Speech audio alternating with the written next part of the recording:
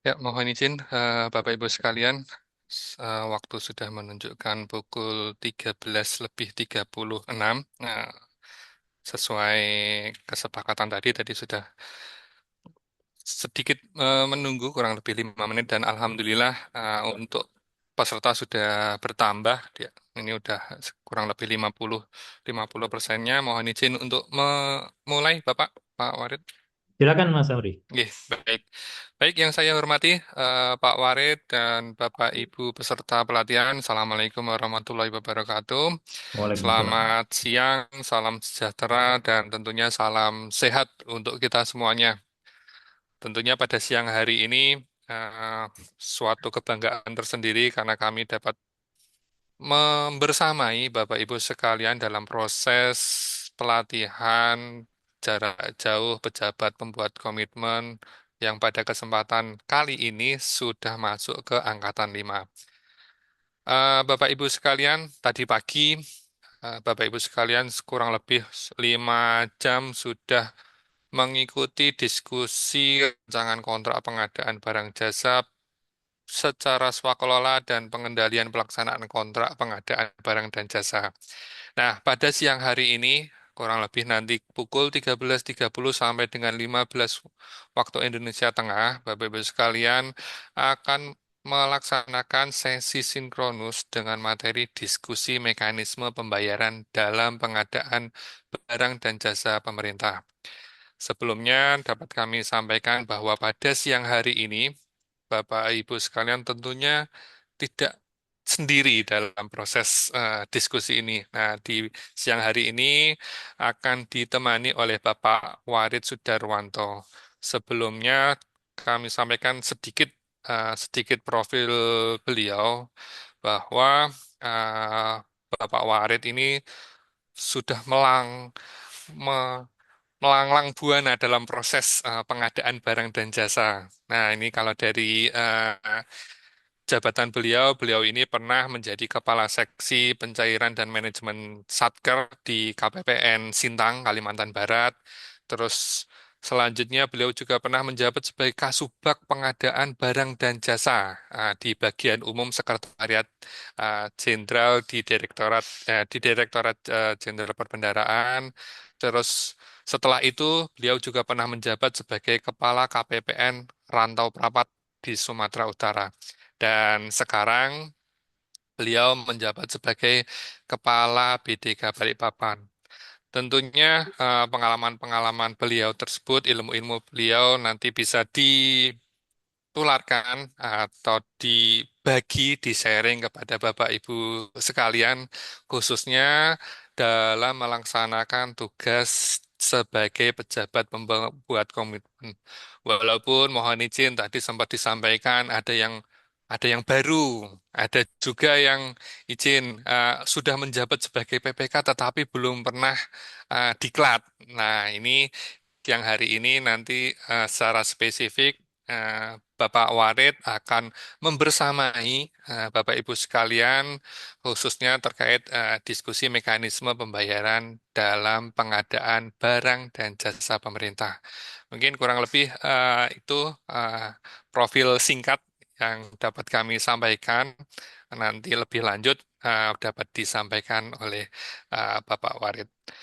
Mungkin kurang lebih itu nanti Bapak Ibu sekalian kami harapkan bagi yang tidak terkendala jaringan ataupun device dapat menghidupkan kameranya dapat menggunakan virtual backgroundnya dan nanti kami harapkan partisipasi aktifnya ya, karena ini jam jam siang, jam jam rawan, pastinya nanti uh, banyak godaan-godaan tersendiri.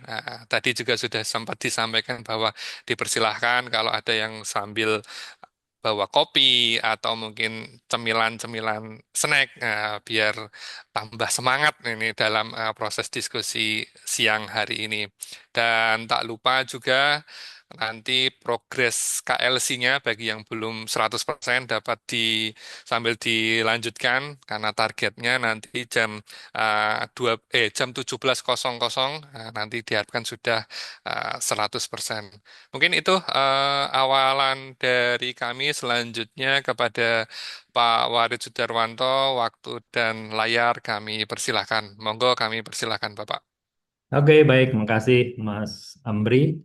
Waktu dan kesempatannya. Bismillahirrahmanirrahim. Assalamualaikum warahmatullahi wabarakatuh. Selamat siang, Bapak Ibu semuanya. Tetap semangat ya. Walaupun tadi disampaikan Mas Amri, ini biasanya kalau habis makan siang pasti serangannya ngantuk gitu ya. Ngantuk, dengerin orang ngomong pasti ngantuk gitu ya. Makanya nanti sebenarnya lebih banyak sih diskusi, tapi ya diskusi pun tetap harus ada pancingannya gitu kan. Ya, itu biar nanti diskusinya tentunya terarah terus ke Bapak Ibu semuanya ya. Baik, mohon izin Bapak Ibu, hari ini kita akan sama-sama berdiskusi terkait dengan materi yang terakhir ya, materi yang terakhir yang nanti bersama pengajar. Setelah ini kan ada KLC juga ya, KLC yang harus diikuti Bapak Ibu sekalian. Nanti kita kurang lebih sampai dengan jam 3 lebih 10 menit berarti Mas Amri ya, jam 3 lebih 10 menit. Baik, siang hari gini enaknya makan agar-agar terasa di perut pasti nyaman gitu ya. Mari kita sama-sama fokus belajar agar Bapak Ibu semuanya lulus ujian. Oke, itu Amin. pantun Bapak Ibu Cakep. sekalian. Ke pasar beli ikan segar. Jangan lupa beli jeruk manis. Mari Bapak Ibu Cakep. ikuti kegiatan ini Cakep, dengan Bapak. sabar, semangat, sabar, biar ujian lulus dengan manis. Oke. Cakep. Oke, Cakep. Oke, baik. Mudah-mudahan ini ya bisa menyegarkan kita semuanya. Kalau kurang segar nanti silakan nyeruput kopinya masing-masing. Baik, Ibu sekalian, tadi Bapak Ibu sudah eh, selama dari hari Rabu kemarin ya berdiskusi belajar terkait dengan pengadaan barang dan jasa. Kemarin dengan narasumber pertama dengan Pak Windra ya, kemudian tadi pagi dengan Pak sama. Pak Wilis. Oh, Pak Wilis ya, benar dengan Pak Wilis. Hari ini kita lanjut lebih fokus kepada mekanisme pembayaran dalam pengadaan barang dan jasa. Nah, mungkin saya langsung aja izin share screen. Kalau tadi disampaikan Mas Amri, kalau saya lihat datanya juga ini ada yang sudah menduduki jabatan sebagai PPK gitu kan, ada 7 orang ya. Ada 7 orang, tapi tadi disampaikan belum pernah mengikuti diklat. Nah, tentunya nanti kita akan berdiskusi, tapi juga nanti diskusinya tentunya kita coba arahkan biar jangan sampai nanti diskusinya balik lagi ke materi-materi sebelumnya gitu ya. Oke, baik izin share screen Bapak Ibu sekalian. Sudah kelihatan? Sudah Bapak. Sudah ya, saya Sudah. sharing dulu.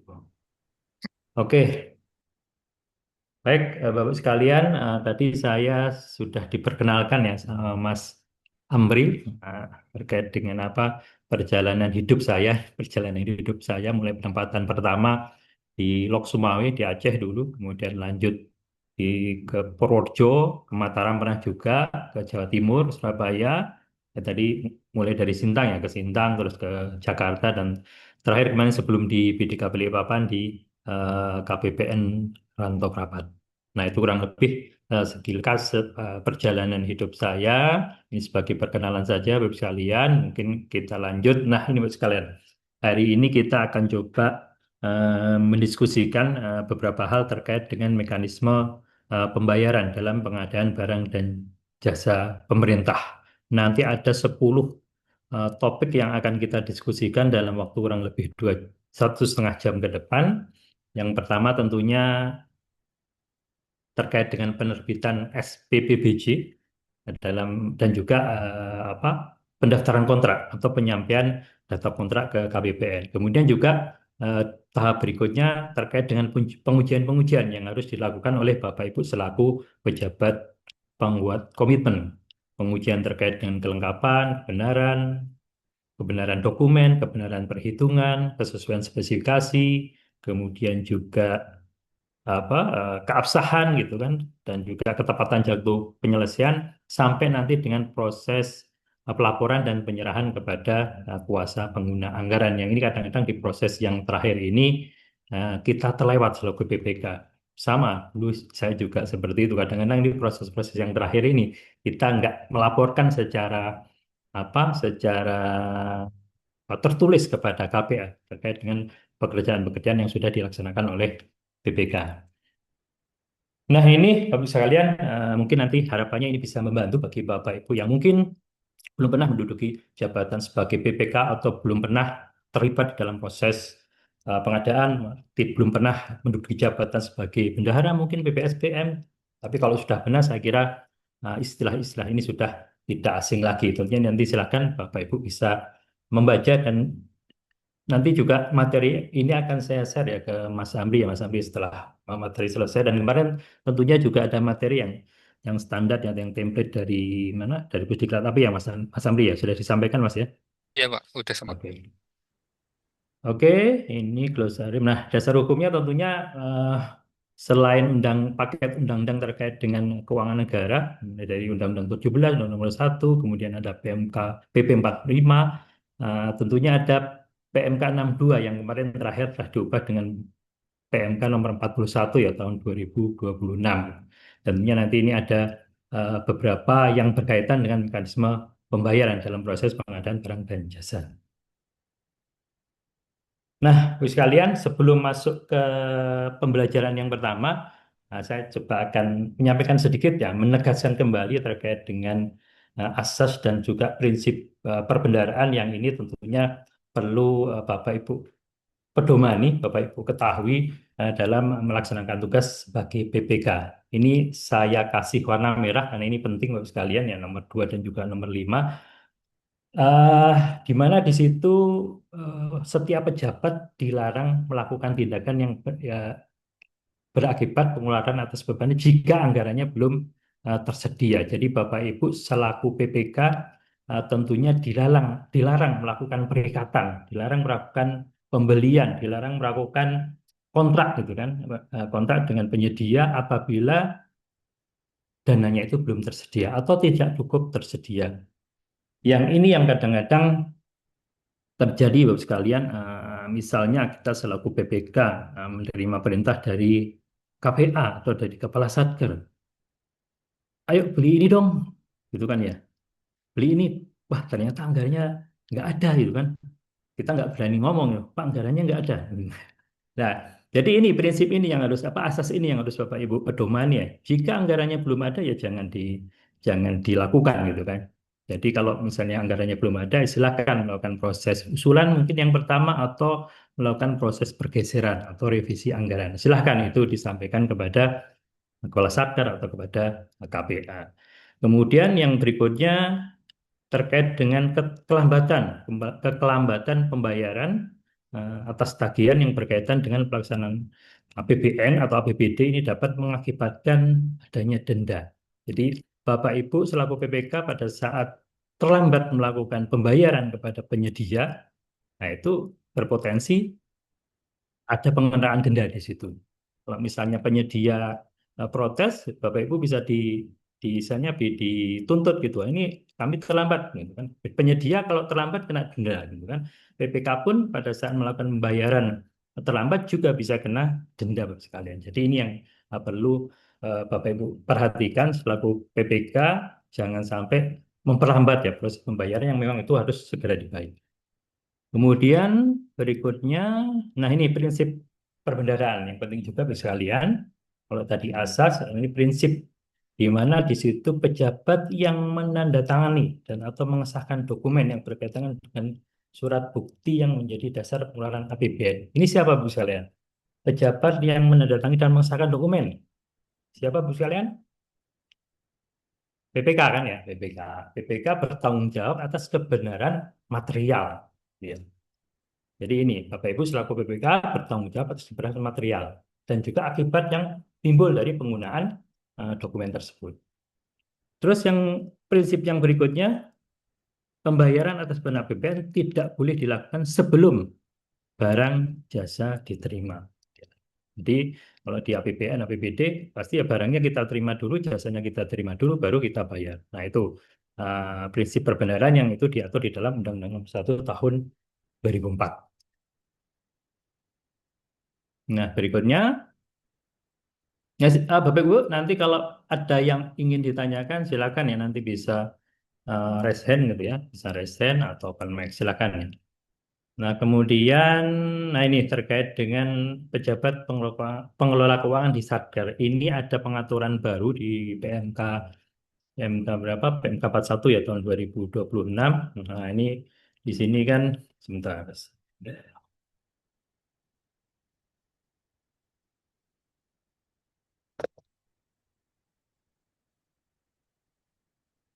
Pointer mana ya? Lupa.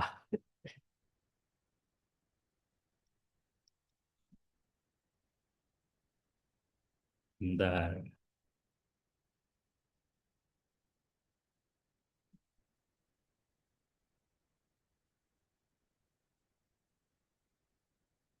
Nah, udah kelihatan.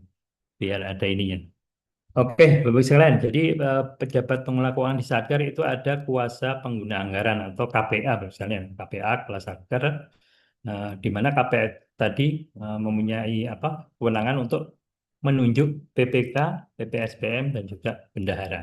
Nah, terkait pengaturan ini dalam PMK 41, di sini diatur bahwa satu DIPA itu daftar isian pelaksanaan anggaran, ini KPA dapat menetapkan satu atau lebih PPK gitu ya. Dalam satu DIPA boleh lebih dari satu PPK. Tetapi PPSP-nya tetap satu, Bapak sekalian ini. PPSPM tetap satu. Nah, KPA dalam menetapkan PPK lebih dari satu dengan mempertimbangkan apa? Yang pertama tentunya adalah kompleksitas kegiatan. Jadi semakin kegiatannya semakin kompleks, semakin banyak anggarannya, ini besaran alokasi anggaran, silakan PPK, KPA boleh menunjuk lebih dari satu PPK. Biasanya di satker besar gitu kan. Kalau dulu saya di kantor pusat di Dijen Perbendaharaan itu di masing-masing direktorat itu ada PPK-nya. Jadi PPK-nya bisa lebih dari satu. Kalau nggak salah waktu itu ada 4 PPK gitu ya. Nah, kemudian juga bisa mempertimbangkan lokasi kegiatan. Nah, misalnya satkernya berada di mana? Satkernya mungkin berada di Jakarta. Kemudian dia ada lokasi proyek misalnya di Kalimantan Timur gitu kan, misalnya di Kalimantan Timur gitu. Nah itu untuk untuk kebutuhan efektivitas pelaksanaan pekerjaan bisa itu nanti menunjuk lebih dari satu PPK. Misalnya PPK yang terkait dengan operasional atau yang kedua PPK yang khusus menangani terkait dengan belanja modal misalnya konstruksi misalnya seperti itu. Nah, kemudian PPK dan PPSPN ini merupakan pejabat yang berstatus sebagai PNS TNI Polri, jadi tidak boleh P3K. Jadi tidak di sini tidak disebutkan SN ya. Kalau SN antara lain termasuk P3K ya. Jadi PNS, TNI dan Polri.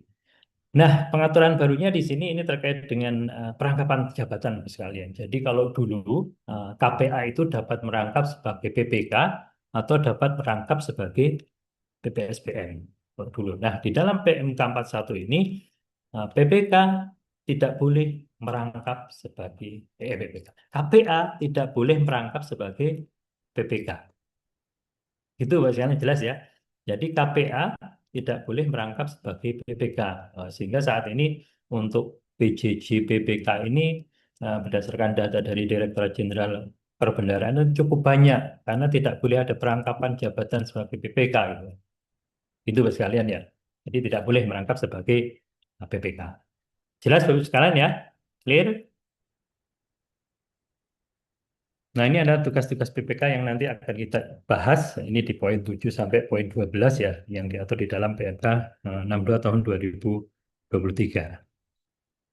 Ini tugas-tugas BPK yang lainnya, ini yang menetapkan rencana pelaksanaan ini tentunya sudah Bapak Ibu sekalian pelajari. Nanti kita akan pelajari terkait dengan ini, ya poin B sampai dengan poin E juga, memastikan telah terpenuhi kewajiban pembayaran kepada negara oleh pihak yang punya hak tagih kepada negara, kemudian mengajukan permintaan pembayaran, memastikan ketepatan jangka waktu penyelesaian, dan menetapkan besaran uang muka. Nah, berbicara terkait dengan mekanisme pembayaran, ada dua mekanisme pembayaran yang berlaku saat ini gitu ya. Yang pertama adalah mekanisme LS di sini, mekanisme LS atau pembayaran langsung, mekanisme pembayaran langsung ini merupakan atau prinsip utama dalam pembayaran. Jadi pembayaran yang dibayarkan langsung kepada penerima hak pembayaran. Siapa saja itu? Pertama, aparatur negara, kemudian penyedia, atau pihak lain. Pihak lain bisa perseorangan, kelompok masyarakat, lembaga pemerintah, lembaga non-pemerintah, organisasi internasional, ataupun badan usaha. Nah, bagaimana apabila tidak memungkinkan dilakukan pembayaran secara langsung kepada penerima? Maka dapat dilakukan pembayaran melalui pembayaran langsung melalui bendahara pengeluaran. Tapi khusus untuk pembayaran honor, kemudian pembayaran perjalanan dinas, kemudian juga pembayaran belanja pegawai. Gitu ya. Tapi untuk belanja pegawai, misalnya kekurangan gaji, susulan gaji, dibayarkan ke bendahara pengeluaran, itu dapat dilakukan setelah mendapat persetujuan dari kuasa bun. Siapa kuasa bun, Bapak sekalian? Siapa?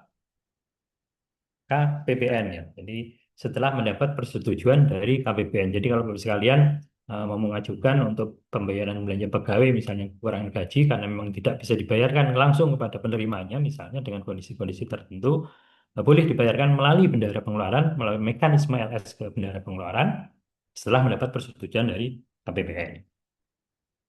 Ya, kemudian juga bisa juga dibayarkan melalui bank pos atau lembaga keuangan bukan bank untuk khusus untuk belanja bantuan sosial, kemudian bantuan pemerintah sesuai dengan ketentuan perundang-undangan. Nah, Bapak Ibu sekalian, nah nih mungkin saya ingin bertanya, silakan nanti Bapak Ibu bisa ada yang chat. Silakan Bapak Ibu nanti bisa apa? Bisa raise hand atau ketik di chat ya. Nah, Ibu sekalian, ini kan mekanisme LS ya, mekanisme LS. Jadi selain mekanisme LS, nanti ada mekanisme UP, uang persediaan gitu, yang di bendahara pengeluaran. Nah, di sini disebutkan untuk mekanisme LS itu boleh dibayarkan ke bendahara ya. Tidak, bila tidak bisa, boleh dibayarkan ke bendahara pengeluaran. Tapi khusus untuk honor, perjadin, dan juga belanja pegawai. Nah, kalau bendahara, misalnya menerbitkan bukan bendahara ya mungkin misalnya BPK menerbitkan SPPLS gitu kan dengan tujuan ke bendahara tapi untuk pembayaran pengadaan barang dan jasa pembelian TV tapi menggunakan mekanisme LS ke bendahara. Nah, itu diperkenankan atau tidak Bapak Ibu sekalian? Silakan Bapak Ibu, boleh open mic atau raise hand.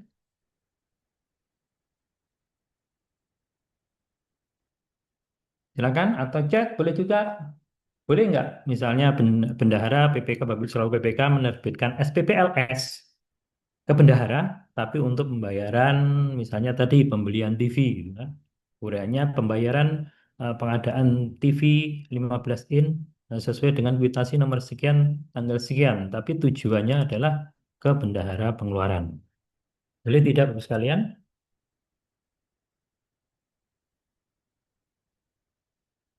Ada yang ingin berpendapat? Silakan. Ayo, ayo Bapak Ibu. Ini coba pancingan diskusi juga ini. Belum ada? Belum ada ya? Oke, Izin Pak. baik. Ya. Oh ini Pak Dedi, silakan Pak Ya, Dedi. kalau saya sih pribadi Pak ya, pengalaman Hmm. di bendahara Oke. Seandainya tadi penunjukan itu langsung dari atasan, mungkin ya dengan rekanan, kujuk-kujuk datang untuk eh, pembayaran untuk LS, tentunya si bendahara juga harus memeriksa kelengkapannya.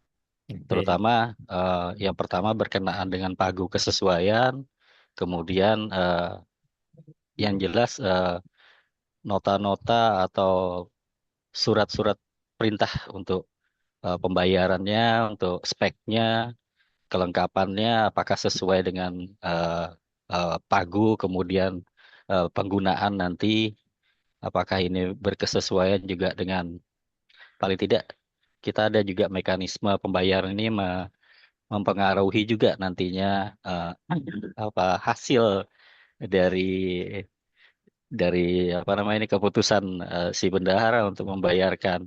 Karena memang sehemat kami juga menyesuaikan Pak apa namanya ini surat-surat atau kelengkapan-kelengkapan dari mekanisme LS itu sendiri. Karena Hmm. LS ini kan memang awalnya memang artinya orang tuh atau atasan ibaratnya tuh berbelanja langsung, tetapi Hmm. tidak juga kita bisa memenuhi kalau tidak sesuai dengan mekanisme anggaran maupun surat-surat atau bukti-bukti pendukungnya. Mungkin itu saja Pak, makasih. Oke, baik. Terima kasih Pak Dedi, mantan bendahara. Jadi mungkin paham ya terkait dengan proses pembayaran Pak Dedi. Jadi mungkin saya ingin mengklirkan apa yang disampaikan oleh Pak Dedi tadi. Jadi kondisi yang tadi disampaikan ke Pak Dedi. Jadi kadang-kadang memang tahu-tahu kita ya selaku bendahara, tahu-tahu KPA ini kan kebetulan kalau di sini kan Bapak Ibu BPK ya. Jadi KPA tahu-tahu belanja gitu kan, belanja di mana misalnya lagi ke Jakarta beli apa, minta ke bendahara untuk dilakukan proses pembayaran. Nah, benar tadi yang disampaikan oleh Pak Dedi, tentunya sebagai bendahara perlu melakukan verifikasi.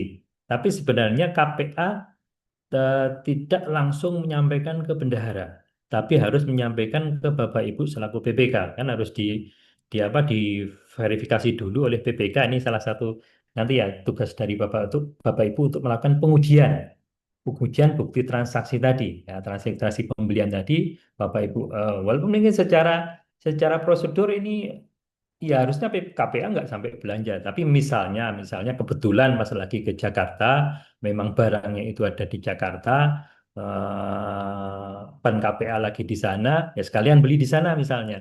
Nah nanti eh, tidak langsung diserahkan kepada bendahara, tapi diserahkan bukti-bukti tadi ke KPA. Misalnya beli apa? Beli TV misalnya, contohnya TV yang gampangnya. Beli TV gitu kan, nah, TV-nya sesuai nggak spesifikasinya. Nah ini jadi bagian pengujian yang nanti dilakukan Bapak Ibu selaku PPK gitu. Jadi nanti ada tahap-tahapannya. Diuji setelah oke PPK, barangnya sesuai, spesifikasinya sesuai gitu kan, buktinya juga absah gitu kan, ada tanda tangan dan sebagainya, nah, itu disampaikan ke bendahara. Nah, bendahara nanti melakukan verifikasi kembali gitu kan. Kalau sudah melakukan verifikasi, bendahara melakukan pembayaran. Ya, pembayaran. Karena ini sudah dibayar duluan kan sama KPA. Jadi sebenarnya mekanisme yang digunakan tadi harusnya dengan mekanisme uang muka gitu kan. Uang muka, uang muka, uang muka kerja. Jadi bendahara melakukan pembayaran tadi tidak menggunakan mekanisme LS yang saya terangkan di sini, tapi menggunakan mekanisme nanti. Berikutnya mekanisme berikutnya mekanisme uang persediaan, uang yang ada di bendahara. Nah, itulah mekanismenya nanti dengan menggunakan uang yang ada di bendahara dengan mekanisme uang persediaan, tidak menggunakan mekanisme LS gitu kan.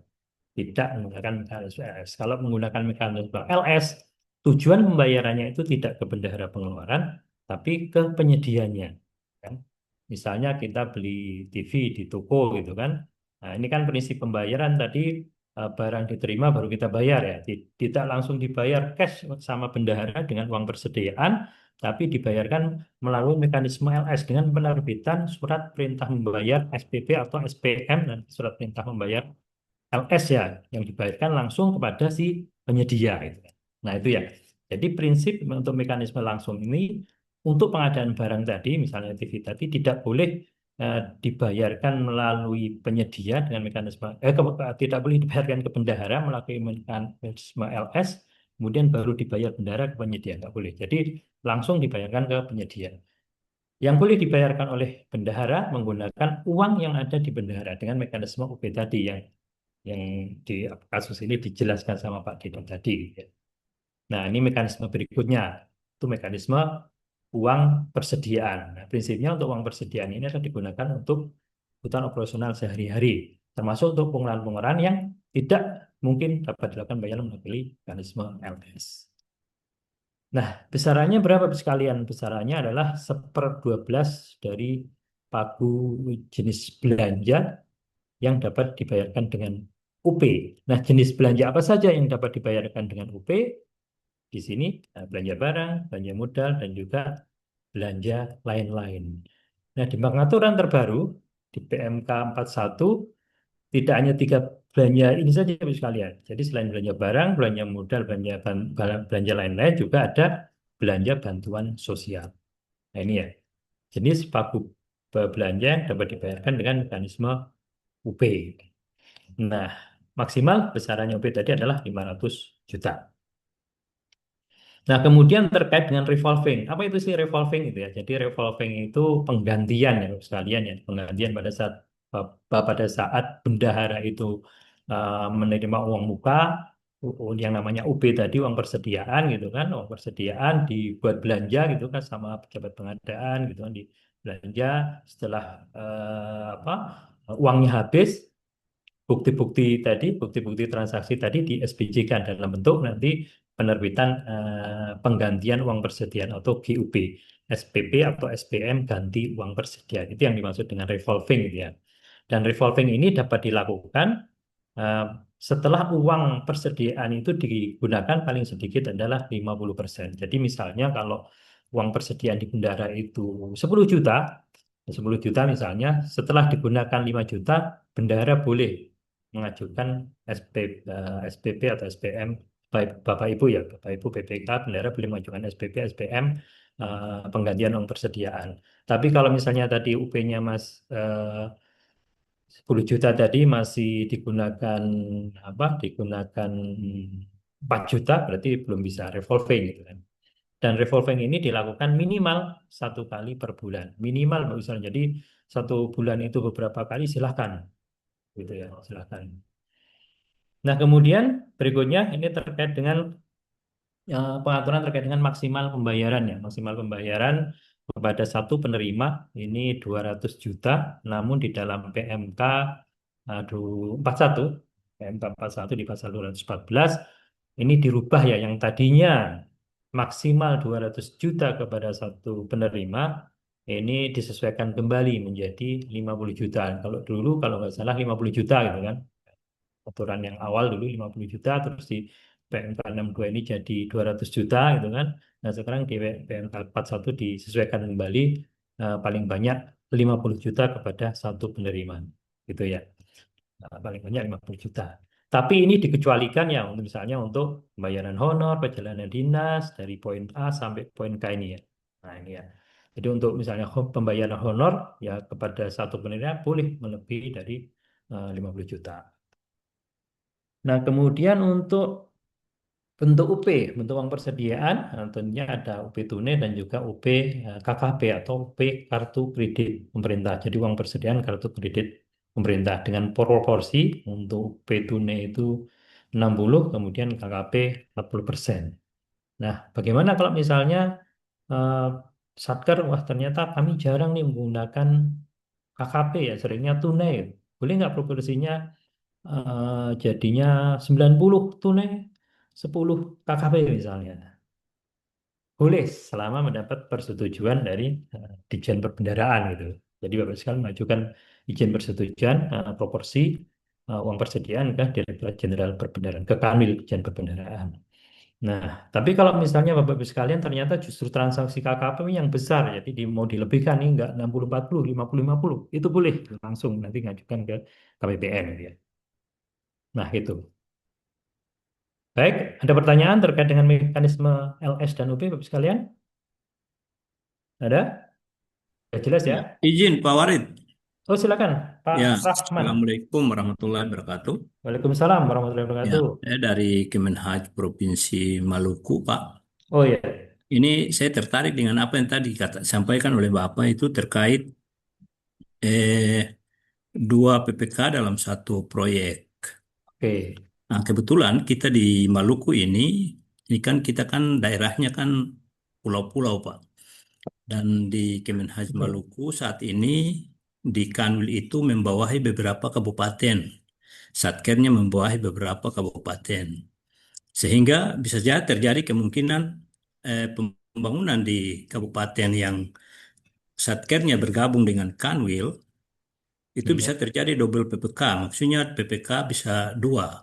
Iya. Nah, di sini saya ingin eh, mempertajam saja bahwa apakah kalau PPK 2 seperti itu, honornya itu masing-masing dibayar ataukah satu honor dibagi dua, Pak? Itu yang pertama. Oke.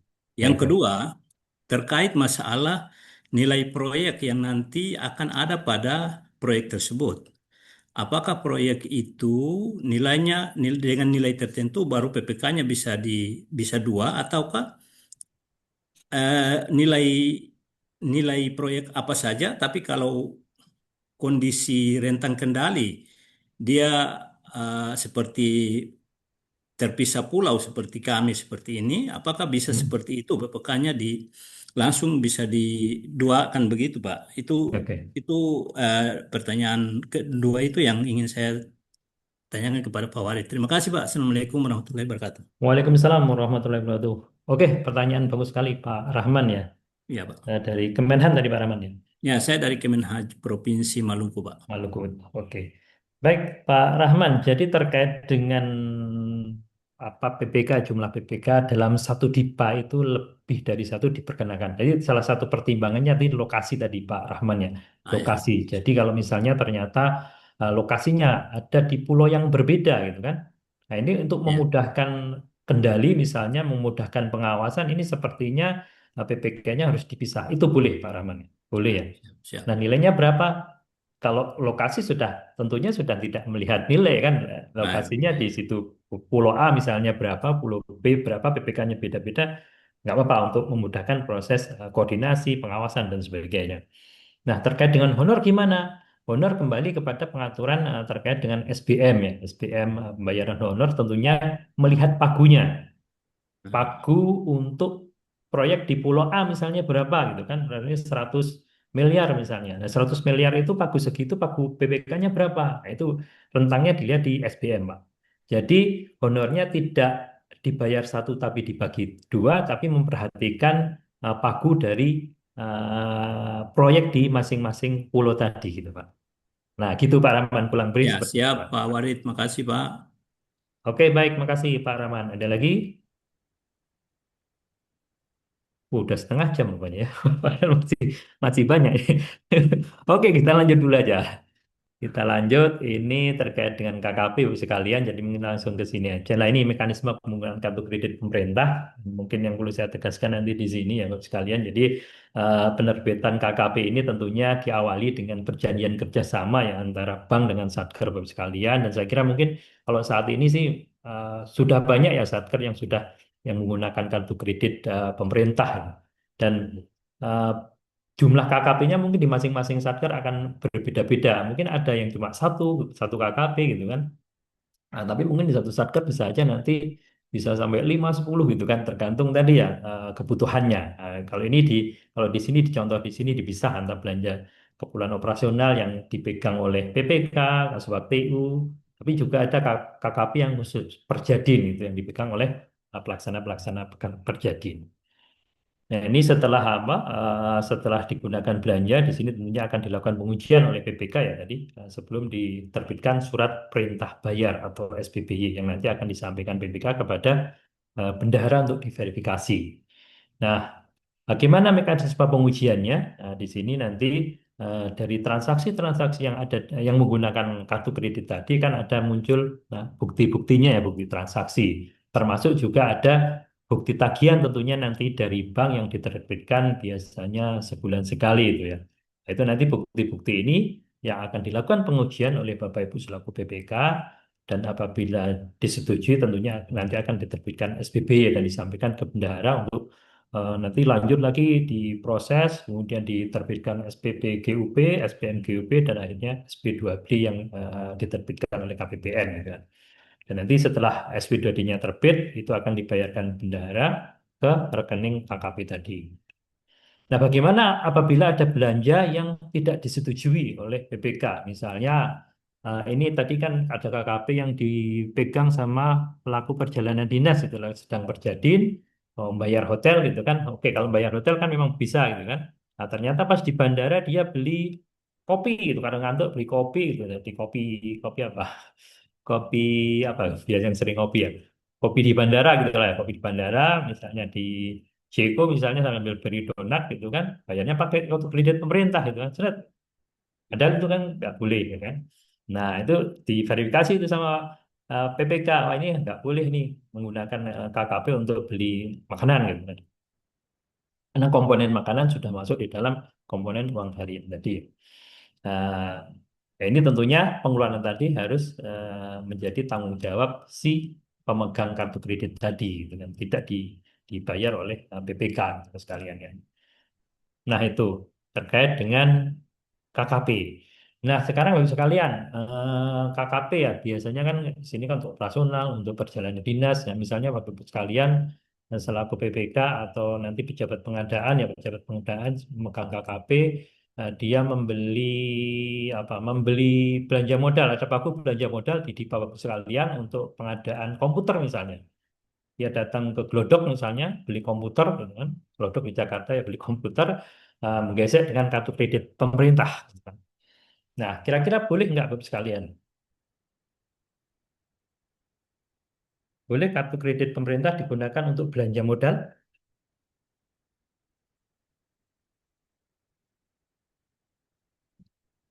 Silakan. Nggak ada yang salah Bapak sekalian. Kita diskusi ya. Izin Pak, Oh, silakan Pak Abdul. ya. Eh, ini baru tebak-tebakan Pak ya. Ya, Sepengetahuan saya sih kira-kira boleh Pak, selama boleh. ada pagu belanja modal di pagu Oke, kita gitu. Pak. Gitu.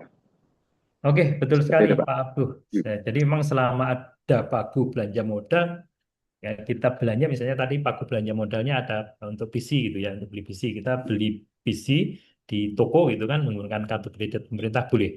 Tapi perlu dilihat limitnya gitu kan. Nah, limit kartu kredit kalau tadi pertama kan dari sisi limit kartu kredit mencukupi atau enggak gitu kan. Harga PC-nya berapa gitu kan. Limit kartu kredit kita mencukupi Mbak. Tadi uang UP KKP kita berapa gitu kan. Kalau itu cukup silahkan beli. Termasuk ketentuan terkait dengan tadi pembayaran kepada satu penerima tidak boleh melebihi 50 juta. Itu ya, nah, itu harus diperhatikan. Kalau PC 50 juta sih saya kira sudah sangat bagus gitu kan. Jadi kalau UP kita, UP KKP kita 50 juta limitnya beli PC gitu kan harga 40 juta masih ini. Tapi kalau misalnya beli PC yang harganya 70 juta ya tadi limitnya sudah nggak cukup. Kemudian juga batas untuk kepada satu penerima juga di atas itu 50 juta. Kalau dulu masih 200 kita belanja ke satu penyedia sampai 200 masih aman dengan KKP misalnya limitnya sampai segitu gitu ya. Nah, oke, benar sekali. Jadi Izin Pak boleh ya. sekalian Pak bertanya Pak. Boleh Pak Abdul, silakan. Oke. Terkait KKP dulu Pak. Jadi ini informasi dari teman kan, karena memang saya belum pernah juga gitu menggunakan itu. Jadi boleh nggak Pak? KKP itu kita gunakan kita ke bandara ke launch gitu loh Pak. Itu satu Pak ya.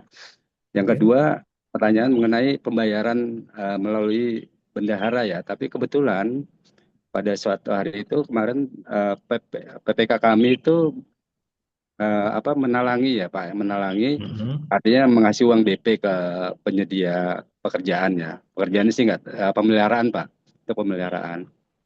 Menalangi berapa juta gitu kan, sekedar untuk ongkos operasional mereka gitu kan untuk mengerjakan pemeliharaan gedung gitu kan. Transaksi nggak besar, sekitar 4 jutaan lah gitu kan.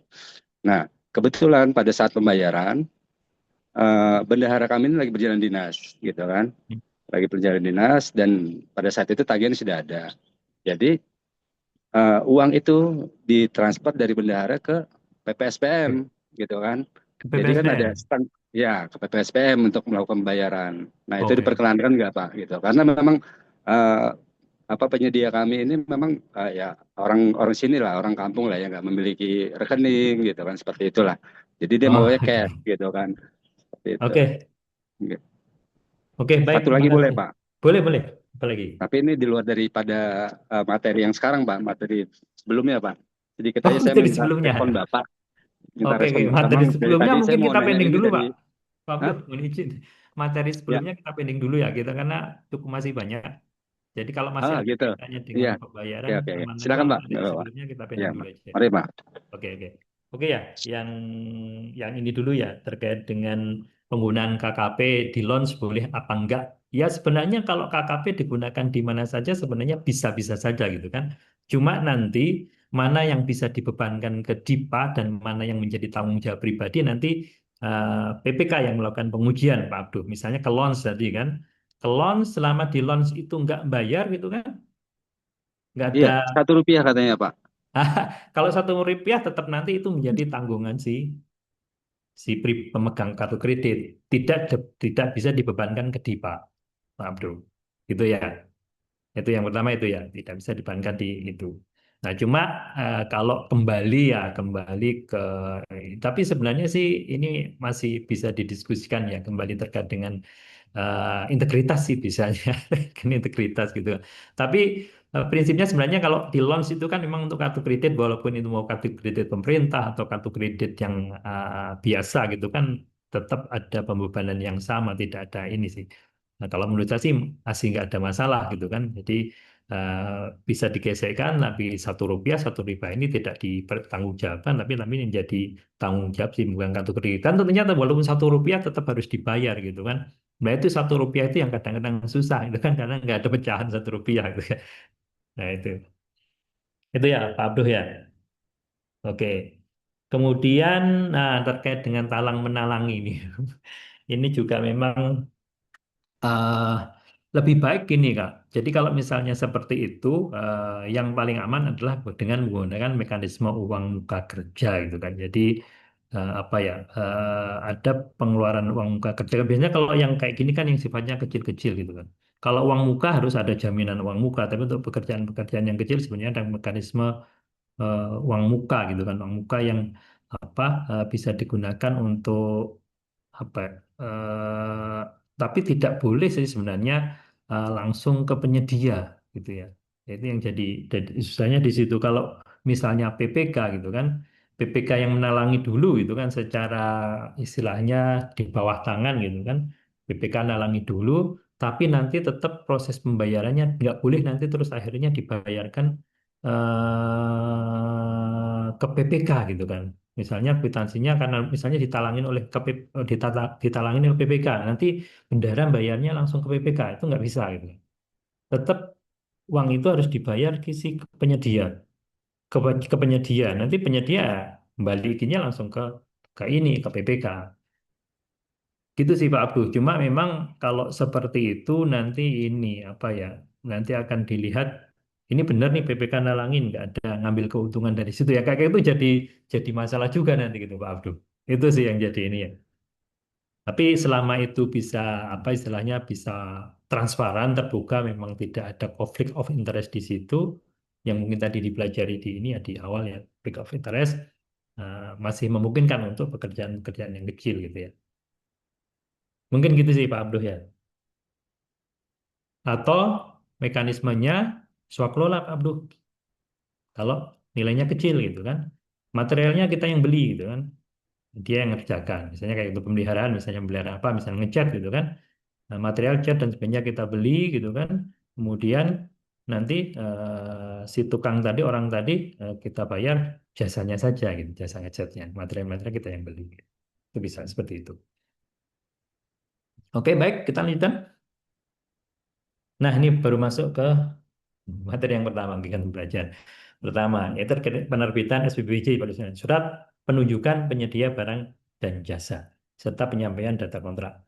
Nah, di sini mungkin tadi sudah di awal ya, di awal sama Pak Windra mungkin disampaikan terkait dengan kewajiban PPK untuk melakukan review ya, review terhadap laporan hasil pemilihan dari Pokja atau dari penjabat pengadaan. Jadi Bapak sekalian pada saat Bapak Ibu menerima laporan hasil pemilihan dari Pokja atau pejabat pengadaan tentunya itu tidak langsung Bapak Ibu apa udah terima saja, tapi Bapak Ibu selaku PPK perlu melakukan review. Review apakah proses pemilihan penyediaannya sudah sesuai ketentuan atau belum, atau pemenang tadi yang disampaikan oleh si Pokja atau pejabat pengadaan sebenarnya memiliki kemampuan untuk melaksanakan kontrak atau enggak gitu kan. Misalnya ini kan ini pernah terjadi ini pernah terjadi. Jadi si A ditunjuk menjadi pemenang oleh Pokja gitu. Ternyata kita selaku PPK loh, kemarin si A ini di proyek yang sebelah One Prestasi. Kemudian yang sebelah lagi mangkrak misalnya. Kenapa ini bisa bisa menang lagi dia ditunjuk sebagai pemenang gitu kan? Selaku PPK pasti nggak ini kan nggak mau pekerjaannya jadi terbengkalai gitu kan.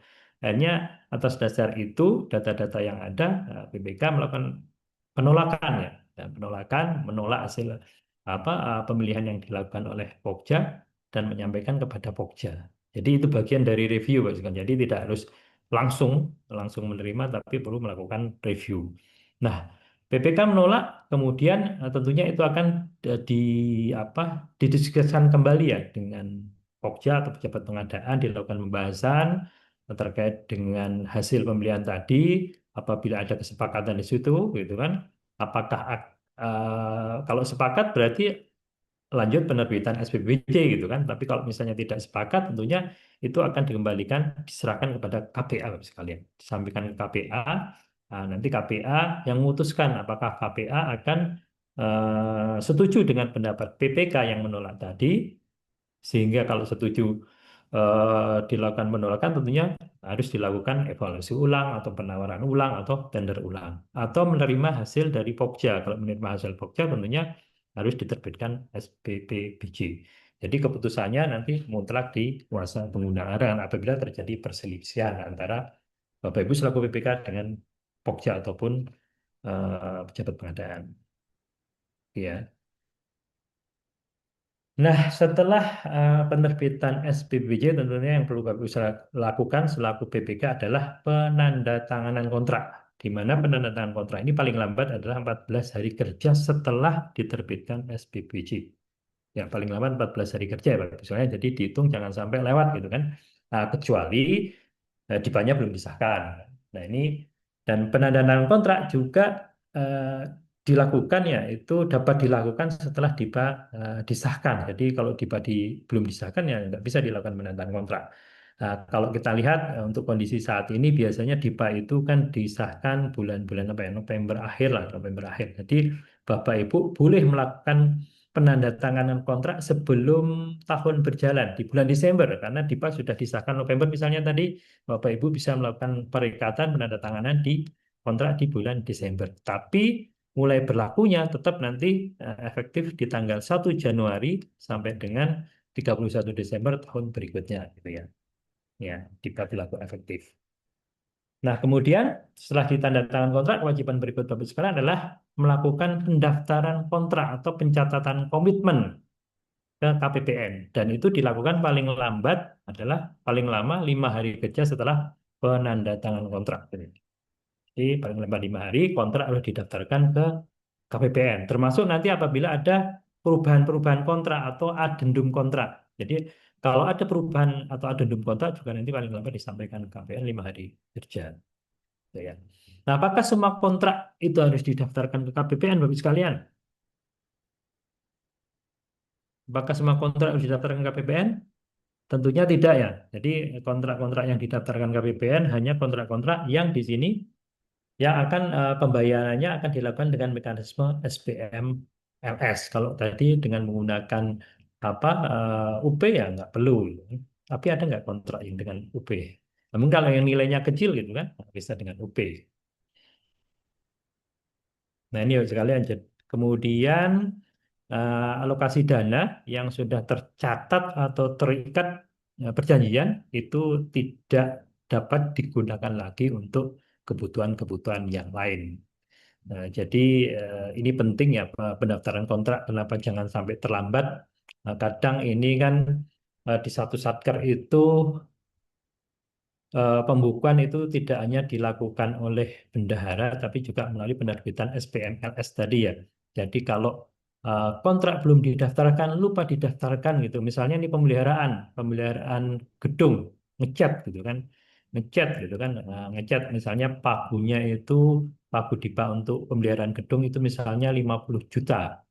Untuk ngecat misalnya total 30 juta misalnya gitu ya. Misal 30 juta. Kontraknya sudah itu, tapi belum didaftarkan itu ke KPPN gitu kan. Belum terikat dananya di KPPN. Nah, ternyata ada pengeluaran-pengeluaran kecil yang dilakukan oleh bendahara gitu kan, oleh pejabat pengadaan, oleh BPK. Mungkin tadi BPK-nya lebih dari satu misalnya. Dicatat sama bendahara, dibukukan. Nah, akhirnya totalnya bisa lebih dari 20 juta misalnya, 25 juta. Sehingga sisa alokasinya kan tinggal 25 juta dari 40-50. Padahal tadi sebenarnya sudah ada kontrak yang 30. Begitu kontrak mau dibayarkan ternyata waktunya sudah habis karena lupa mendaftarkan kontrak. Gitu ya. Jadi jangan lupa untuk mendaftarkan kontrak tepat waktu Bapak sekalian. Yang ini yang biasanya dikejar-kejar oleh saya dulu di KPPN ya. Bapak Ibu jangan lupa ya daftar kontrak 5 hari kerja setelah kontrak ditandatangani.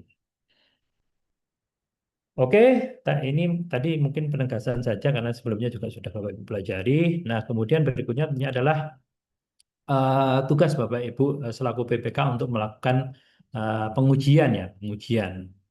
Pengujian yang pertama adalah menguji kelengkapan dan juga kebenaran dokumen tagihan. Nah, ini diatur di dalam PMK 62 pasal 217 yang ini juga belum diubah ya di PMK 41. Pertama adalah menguji kelengkapan dokumen tagihan. Ya. Nah, ini kalau kelengkapan dokumen tagihan, kalau komitmen itu kan ada dalam bentuk keputusan, ya surat keputusan atau kontrak gitu ya. Ada keputusan atau kontrak. Nah ini kalau misalnya kalau penetapan keputusan ada dokumennya, ada surat keputusan, kemudian ada surat perintah, surat tugas, surat keterangan, surat perjalanan dinas yang diterbitkan dan ditandatangani oleh pejabat bina kepegawaian, KPA, PPK, atau pejabat berwenang lainnya. Ya, biasanya itu keperluan belanja pegawai, terus kemudian untuk apa?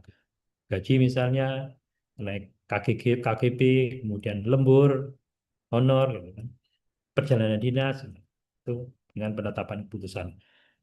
Kemudian dokumen komitmen berikutnya adalah dalam bentuk kontrak. Ini yang kemarin sudah Bapak Ibu sekalian juga pelajari bentuk kontrak. Ada bukti pembelian, gitu kan? Masih ingat ya? Ada bukti pembelian, ada kwitansi, ada SPK, ada surat perjanjian, dan juga surat bukti pesanan. Gitu ya. Nah, ini saya kira sudah paham ya terkait dengan ini. Saya lewatin aja. Nah, ini Pak sekalian ya. Di BMK 62 ini dijelaskan detail terkait dengan bentuk kontrak tadi. Misal di sini untuk bukti pembelian atau pembayaran ini diterbitkan penyedia dan paling sedikit memuat ada tanggal pembelian, kemudian nama penyedianya juga harus ada di bukti pembelian ya, kemudian uraian barang jasanya, kemudian jumlahnya atau kuantitasnya berapa, dan juga jumlah pembayarannya. Nah, cuma kalau kwitansi ini lebih lengkap lagi, tidak hanya diterbitkan penyedia, tapi juga diterbitkan dan ditandatangani paling kurang oleh PPK dan penyedia. Ya, paling sedikit membuat tanggal, nama penyedia, uraian barang dan jasa, jumlahnya, dan juga jumlah pembayarannya. Begitu juga pengaturan terkait dengan SPK. Lebih ini lagi, lebih detail SPK, surat perjanjian, dan surat bukti pesanan. Nah, saya ingin menyatakan ini sekalian. Nah, ini yang sederhana biasanya, yang sederhana ya terkait dengan bentuk eh, apa ini tadi bukti pembayaran, bukti pembelian, gitu, bukti pembelian. Nah, ini ada beberapa contoh Bapak sekalian ya. Kalau kelihatan yang di kosongan ini biasanya yang apa? Yang biasanya kita beli satu buku gitu kan, bukti pembelian kayak gini gitu kan. Nah, ini yang perlu dipastikan nanti Bapak Ibu selaku PPK ya apa melihat ininya tentunya nanti dilihat tadi untuk bukti pembelian minimal harus ada apa? Harus ada nama penyedia. Kalau pakai yang ini kan nama penyedianya belum kelihatan nih. Berarti nanti perlu ada tambahan gitu kan. Tambahannya apa? Misalnya kayak gini, misalnya ada apa? Ada stempel sate Rembige Lombok. Ini ada yang dari NTB kayaknya. Ada sate Rembige ya. Ini silakan bisa karena ini nggak ada nama penyedianya di sini ya pakai stempel ini gitu kan. Nah, kalau yang ini sebenarnya nggak pakai stempel juga nggak apa-apa karena di sini sudah ada namanya ya, nama penyedianya ini gitu kan. Sate Rembige gitu kan. Ini kalau di sini ada jumlah barang namanya apa, terus jumlah pembayarnya berapa. Nah, kalau ini lebih lengkap lagi Bos sekalian ya. Ada ini, ada nama, kemudian ada, oh kan ini stempel lunas bukan nama ya, stempel lunas. Oke ya. Terus berikutnya invoice. Ini kelihatan nggak ya? Saya besarin dulu. Nah, ini invoice Bapak sekalian. Nah, invoice ini kan kalau melihat besarannya, kalau melihat besarannya, ini adalah masuknya nanti harusnya masuk ke kategori kwitansi gitu ya, kwitansi. Kan nilainya kalau bukti pembayaran, bukti pembelian itu kan hanya sampai 10 juta. Kalau di atas itu kan kwitansi gitu kan, kwitansi. Nah, kwitansi minimal harus ada penyedia dan juga PPK Bapak sekalian. Jadi ini yang nanti perlu ada tanda tangan PPK di sini. Jadi kalau bukti-bukti pembelian tadi, bukti-bukti pembelian tadi sebenarnya PPK nggak perlu tanda tangan di sini gitu kan. Nah, tapi kalau mau tanda tangan ya silakan nggak apa-apa. Kan minimal ya paling sedikit memuat tanda tangannya pembeli, penyedia dan kalau bukti pembayaran kan hanya penyedia. Tapi kalau kwitansi harus ada PPK sama penyedia. Nah, kurang lebih ininya seperti itu Pak sekalian ya. Oke, jenis kontrak juga sudah dipelajari, saya kira saya lanjut saja. Nah, ini bukti-bukti sah yang lain nanti ya. Kalau ini ada prestasi pekerjaan, kemudian juga ada pengolahan real ya untuk perjalanan dinas. Ini juga ada daftar perhitungan atau nominatif penerima untuk yang lebih dari satu. Biasanya ada daftar, daftar misalnya pembayaran honor, misalnya yang orangnya banyak itu ada daftar nominatifnya. Kemudian penyelesaian kewajiban perpajakan dan kewajiban kepada negara yang lainnya. Nah, kemudian bentuk prestasi pekerjaan. Nah, ini prestasi pekerjaan ini ada berita acara penyelesaian pekerjaan. Ini ya, BAPP, ini yang biasanya di akhir tahun kita pakai. Kemudian berita acara serah terima pekerjaan. Ini kalau pekerjaan sudah selesai. Kemudian berita acara pembayaran, berita acara kemajuan pekerjaan apabila dibayarkan secara termin, dan juga ada bukti penyelesaian pekerjaan lainnya. Nah, untuk bukti-bukti persyaratan lainnya, ini kalau untuk belanja pegawai ya ada daftar perhitungan gaji, daftar perhitungan tunjangan kinerja, uang makan, lembur, dan sebagainya. Nah, untuk belanja barang, modal, bansos, dokumen lainnya bisa surat tagihan, penggunaan daya dan jasa, biasanya untuk misalnya surat tagihan dari PLN, surat tagihan dari PDAM, itu juga sebagai dokumen ya, dokumen ini dokumen pembayaran. Kemudian ada daftar perhitungan nomor perjalanan dinas, jaminan dalam hal barang dan jasa belum diterima, bisa jaminan, ada jaminan uang muka atau jaminan pembayaran gitu.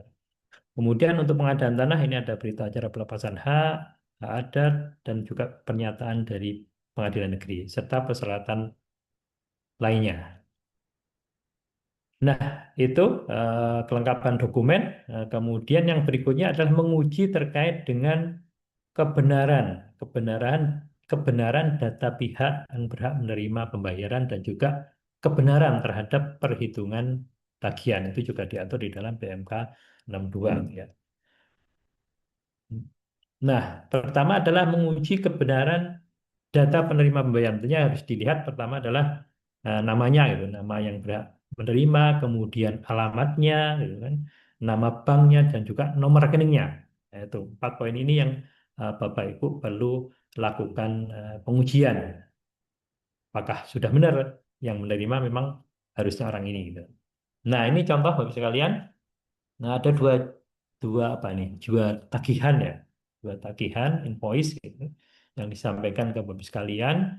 Nah, kira-kira dari dua invoice ini menurut Bapak Ibu invoice mana yang apa? Yang benar, bukan yang benar ya. Ya, yang menurut Bapak Ibu yang ini yang paling tepat gitu. Yang paling tepat yang mana? Kalau menguji Bapak Ibu selaku PPK menguji gitu kan. Ini kan terkait dengan data menguji terhadap data penerima. Tadi ya data penerima tagihan. Kira-kira yang sebelah kiri atau sebelah kanan boleh cek juga loh kalau nggak misalnya nggak open mic kan. Kira-kira menurut Bapak Ibu yang benar, yang paling pas gitu kan, yang sebelah kiri atau yang sebelah kanan. Data penerima ya, siapa namanya siapa tadi ya, alamatnya gitu kan. nama rekeningnya, nomor rekeningnya. Kira-kira ada yang kira-kira mencurigakan, bukan mencurigakan ya. Kira-kira yang nggak pas di mana misalnya. Silakan, ayo. Siapa? Boleh Pak Deddy, boleh. Kan mantan bendahara.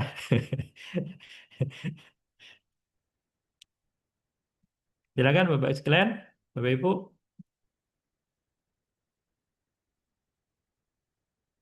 Kira-kira yang mana? Kiri atau kanan? Nggak ada salah benar ya. Kiri apa kanan kira-kira? Ayo. Kalau kalau saya yang kanan deh kayaknya. Yang kanan ya. Ya, Alasannya apa Pak Deddy?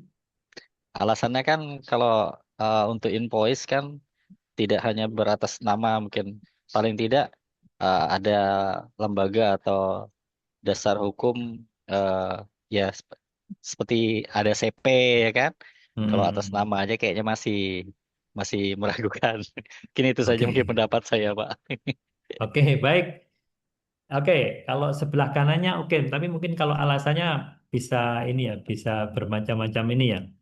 Eh, bisa ini ya, bisa bisa juga sih Pak Pak Deddy seperti itu, tapi di sebelah kiri ini, ya, sebelah kiri ya, memang yang meragukan adalah di nomor rekening ya, nomor rekening dan nama rekening dengan data yang penandatangan di sini gitu kan. Kalau di sini kita lihat gitu kan, ini Safira Orchid ya, Safira Orchid ini kan yang tanda tangan Siti Afifah gitu kan, direct anggap aja yang punya toko gitu kan, Siti Afifah. Tapi nomor rekening di sini kan bukan atas nama Siti Afifah, tapi atas nama Dwiani Savitri gitu kan. Nah ini apanya gitu kan ya? Yang jadi pertanyaan kan itu gitu kan. Ini apanya? Berarti kan ini yang nggak pas sebenarnya kan, nggak pas. Nah, tapi kalau yang sebelah kanan ini lebih pas tadi yang disampaikan Pak Deddy tadi ya. Ini nama CV gitu kan, ya, nama CV dan kebetulan Safira ini ya CV Safira ini gitu, Safira Orchid ini gitu kan. Nah itu lebih ini ya lebih pas ya. Tapi kalau di sini misalnya di sini nggak pakai nama CV tapi nama Siti Afifah misalnya kebetulan dia nggak punya rekening perusahaan gitu, punyanya rekening pribadi. Seharusnya yang ada di sini ada rekening atas nama Siti Afifah gitu ya. Nah gitu. Kadang kan ada perusahaan yang memang nggak punya rekening karena mungkin ini kan tukang anggrek ya. Waduh saya nggak punya CV, nggak punya CV gitu kan, punyanya rekening pribadi gitu kan. Nah kalau mau munculkan di sini ya bukan rekeningnya Dwina Savitri tapi rekeningnya Siti Afifah. Atau sebaliknya, nah, oh ternyata yang punya bukan Siti Afifah tapi sebenarnya yang punya ada Dwiani ya, Dwiani yang masuk di sini. Jadi ini harus sinkron antara nama rekening dengan pemilik tokonya itu sendiri. Nah, kurang lebih seperti itu ya, menguji eh, kebenaran data pihak yang menerima pembayaran. Nah, kemudian berikutnya adalah menguji kebenaran perhitungan tagihan, ya. Menguji nilai tagihan yang harus dibayar, memastikan nilai tagihan bayar yang dibayar itu harus dihitung dengan benar. Juga yang terakhir tadi yang disampaikan Pak Didi juga memastikan bahwa tagihan tadi alokasinya sudah ada di DIPA. Gitu.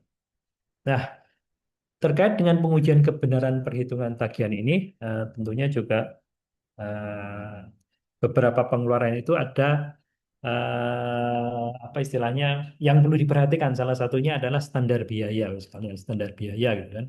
Standar biaya di sini eh, di SBM itu ada yang di lampiran satu gitu kan, kemudian juga ada di lampiran dua. Kalau yang ada di lampiran satu itu merupakan batas tertinggi, tidak boleh dilampaui, gitu. Tapi kalau di lampiran dua itu sebagai estimasi, artinya dapat dilampaui.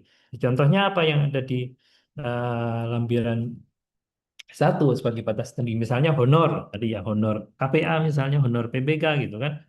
Nah, itu tidak boleh dilampaui karena dia di nomor satu tidak boleh dilampaui ya, tidak boleh dilampaui.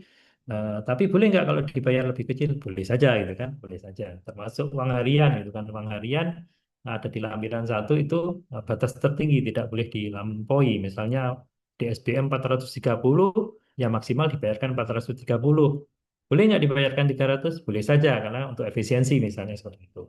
Nah, kemudian yang di lampiran 2 ini estimasi dapat dilampaui. Misalnya apa? Misalnya tiket pesawat gitu kan, tiket pesawat untuk perjalanan dinas dan tiket pesawat. Misalnya saya contohkan di Balikpapan Jakarta itu SBM-nya kalau nggak salah 3,7 deh, 3,7 gitu kan. Sekarang kan tiket naik tuh. Sekali terbang aja udah 2 juta. Kalau PP itu 4 juta gitu kan.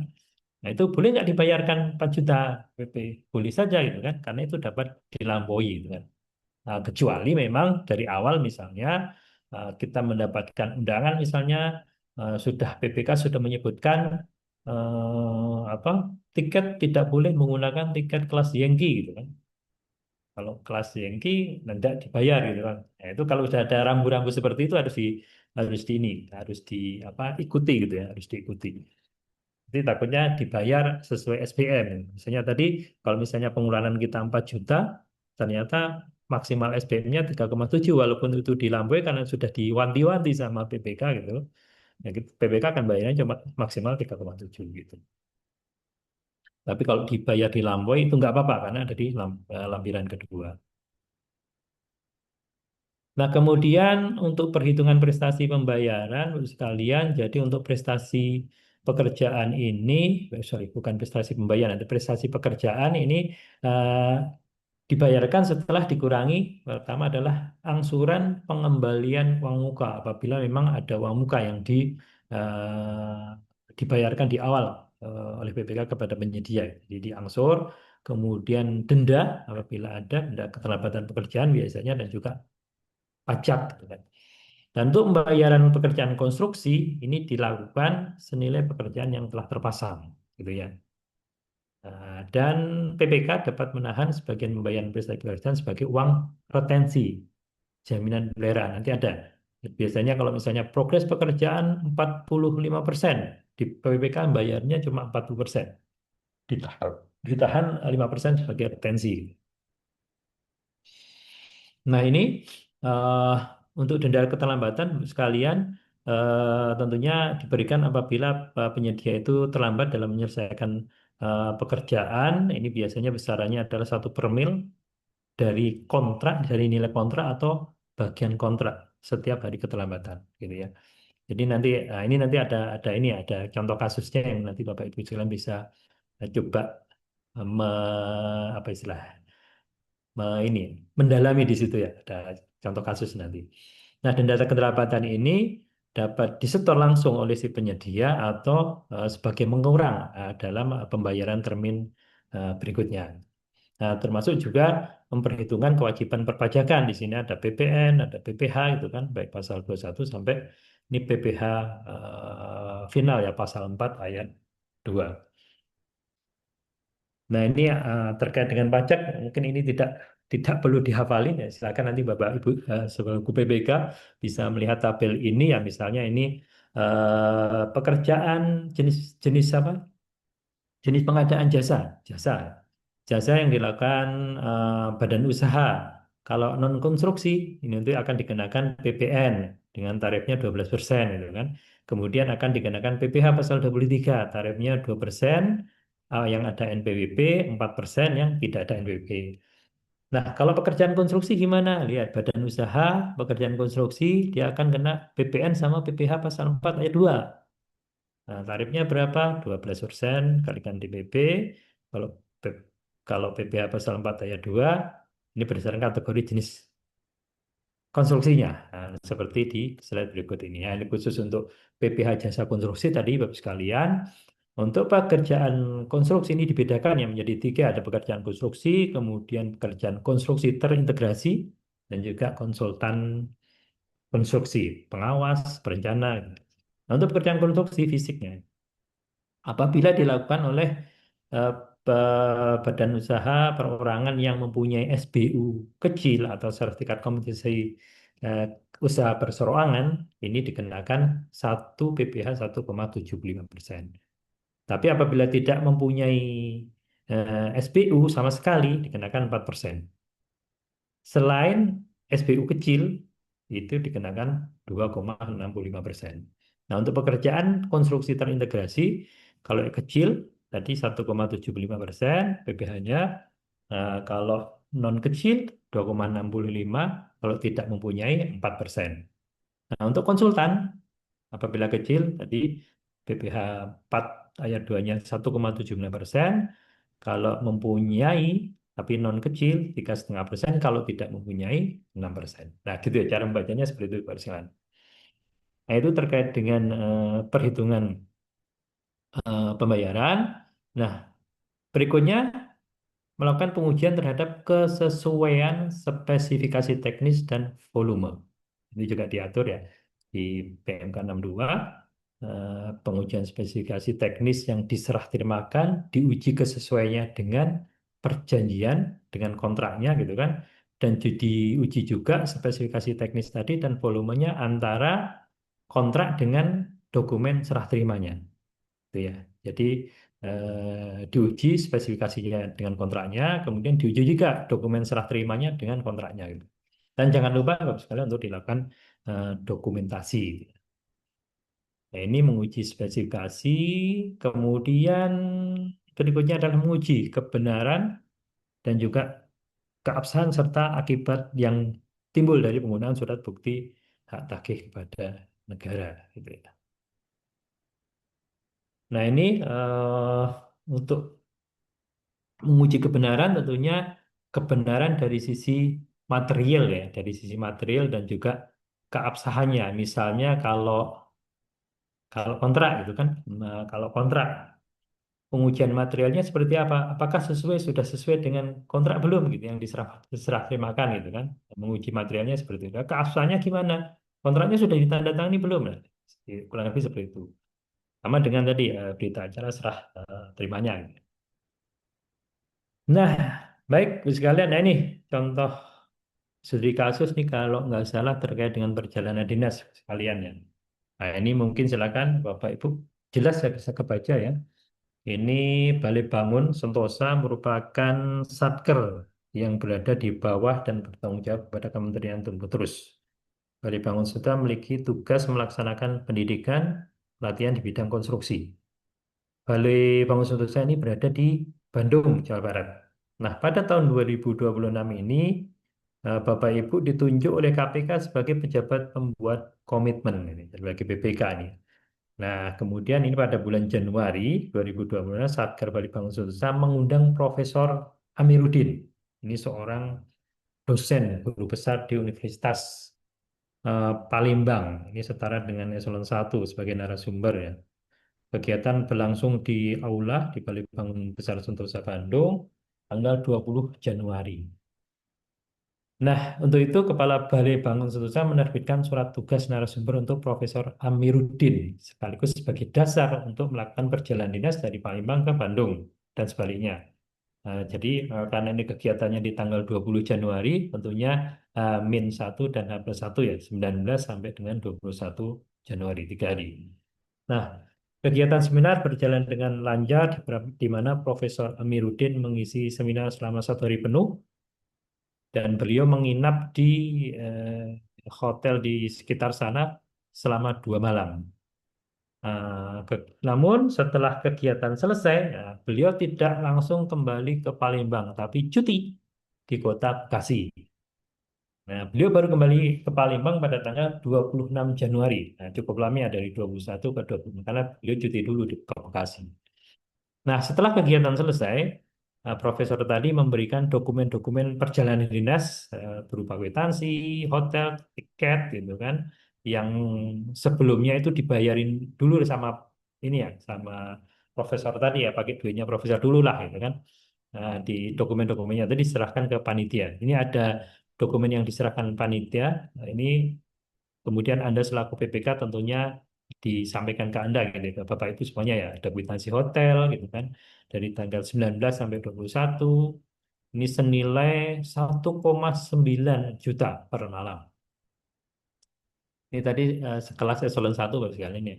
Kemudian tiket pesawat kelas bisnis dari Jakarta Palembang, Palembang Jakarta 2.350.000. Kemudian ada tiket bus juga kelas bisnis dari Halim pada Larang tanggal 19 senilai 450.000. Kemudian bukti taksi kantor ke Bandara Palembang tanggal 19 senilai 190.000, kemudian bukti pembayaran taksi ke stasiun Wus tanggal 9 senilai 250.000, kemudian dari taksi juga daripada Larang ke Aula Balai 180.000, kemudian taksi dari Aula Balai ke Bekasi. Nah, Bekasi merupakan alamat cuti beliau gitu tanggal 22 Januari senilai 350.000.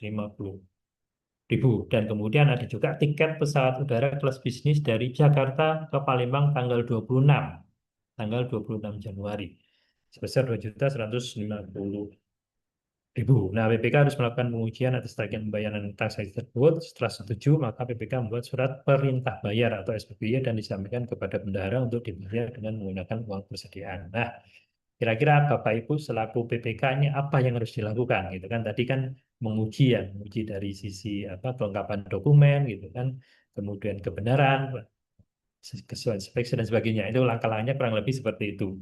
Nah ini karena waktunya terbatas mungkin nggak ini ya akan coba. Nah ini kan jelaskan langkah-langkahnya, kemudian hitunglah nilai tagihan yang dapat dibayarkan, biasanya kayak gitu ya.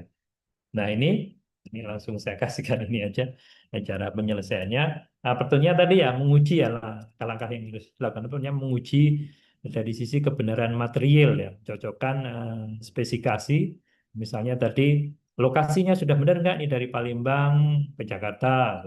Lokasinya mampir-mampir apa enggak? Kemudian apa? eh tanggalnya gitu, tanggalnya juga dicek, tanggalnya tepat nggak sesuai dengan ST gitu kan. Nah itu yang harus di tanggal tiket, tanggal hotel gitu kan itu sesuai apa enggak. Nah kemudian menguji kelengkapan dokumen gitu kan, kelengkapan dokumen tadi kan sudah di dokumen-dokumen sudah disampaikan ya, dicek ya. Pertama surat tugasnya ada enggak? Surat tugas dari Universitas Palembang tadi. Sepertinya belum ada kan tadi yang di Universitas surat tugas ini belum ada sehingga tentunya kita harus minta kepada profesor tadi ya. Kemudian untuk surat perintah perjalanan dinas ini diterbitkan oleh PPK, rincian perhitungan juga oleh PPK, kwitansi sel tadi sudah disampaikan. Kemudian juga ada bukti-bukti transportasi, tiket pesawat, taksi dan sebagainya. Nah, untuk tiket pesawat perlu apa? Perlu boarding pass Bapak sekalian ya. Izin saya minum dulu Bapak sekalian. Jadi tadi boarding pass-nya kan belum dikasih. Nah, jangan lupa Bapak Ibu selaku BPK untuk minta boarding pass-nya kepada yang bersangkutan.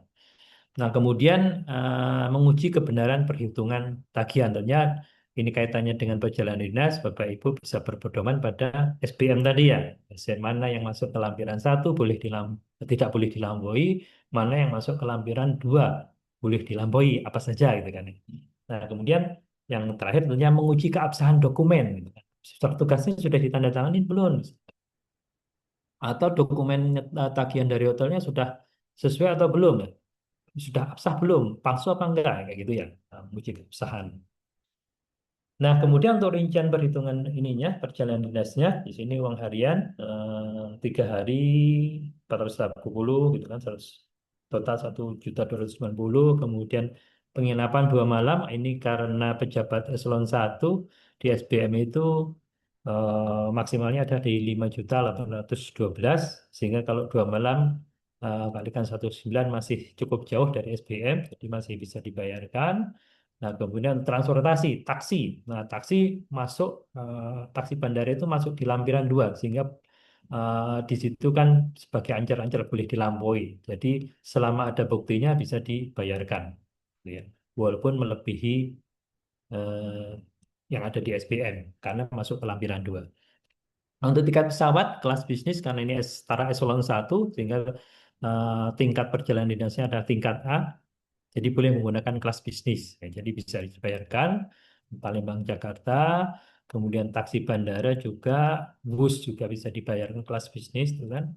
Tiket bus, tiket stasiun, tiket taksi stasiun ke Bale juga bisa dibayarkan. Kemudian taksi dari Aula Bale ke Bekasi. Nah ini ya, nah, ke Bekasi boleh dibayarkan Mas, sekalian. Kenapa boleh? Gitu kan?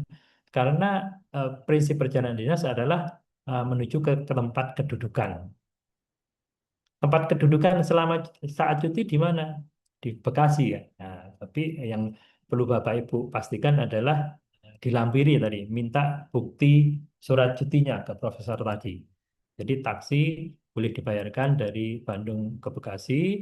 Nah, Saklis juga melihat ya, melihat nilainya. Kebetulan kalau hanya tiket taksi aja ke Bekasi kan lebih murah daripada misalnya tiket balik dari mana? Dari Jakarta ke Palembang itu kan lebih mahal. Karena nilainya juga lebih kecil, bisa dibayarkan. Nah, yang tidak bisa dibayarkan adalah tiket kelas bisnis dari Jakarta ke Palembang, gitu kan? Karena sudah melebihi ST baru jalan. ST-nya kan tadi dari tanggal 19 sampai 21, dia baliknya 26. Eh, Kebetulan kalau saya cek di kalender tanggal 19 sampai 21 Januari itu Senin, Selasa, Rabu.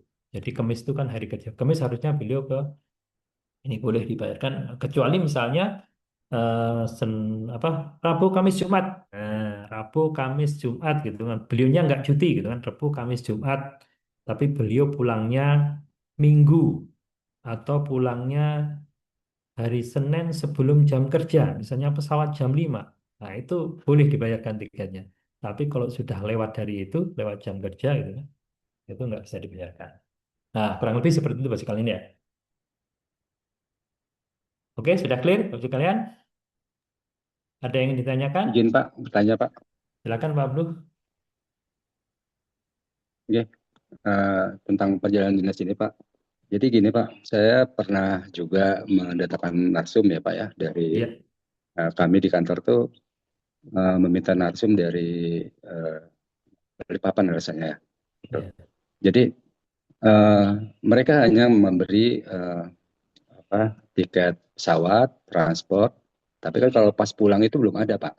Artinya kan belum mempunyai. Akhirnya kita mengkalikan dua Pak keseluruhan biaya itu. Gitu loh. Mm-mm. Ya, walaupun mereka kata misalkan dia nggak pulang atau langsung cuti gitu kan, kan kita Mm-mm. nggak tahu lagi tuh Pak.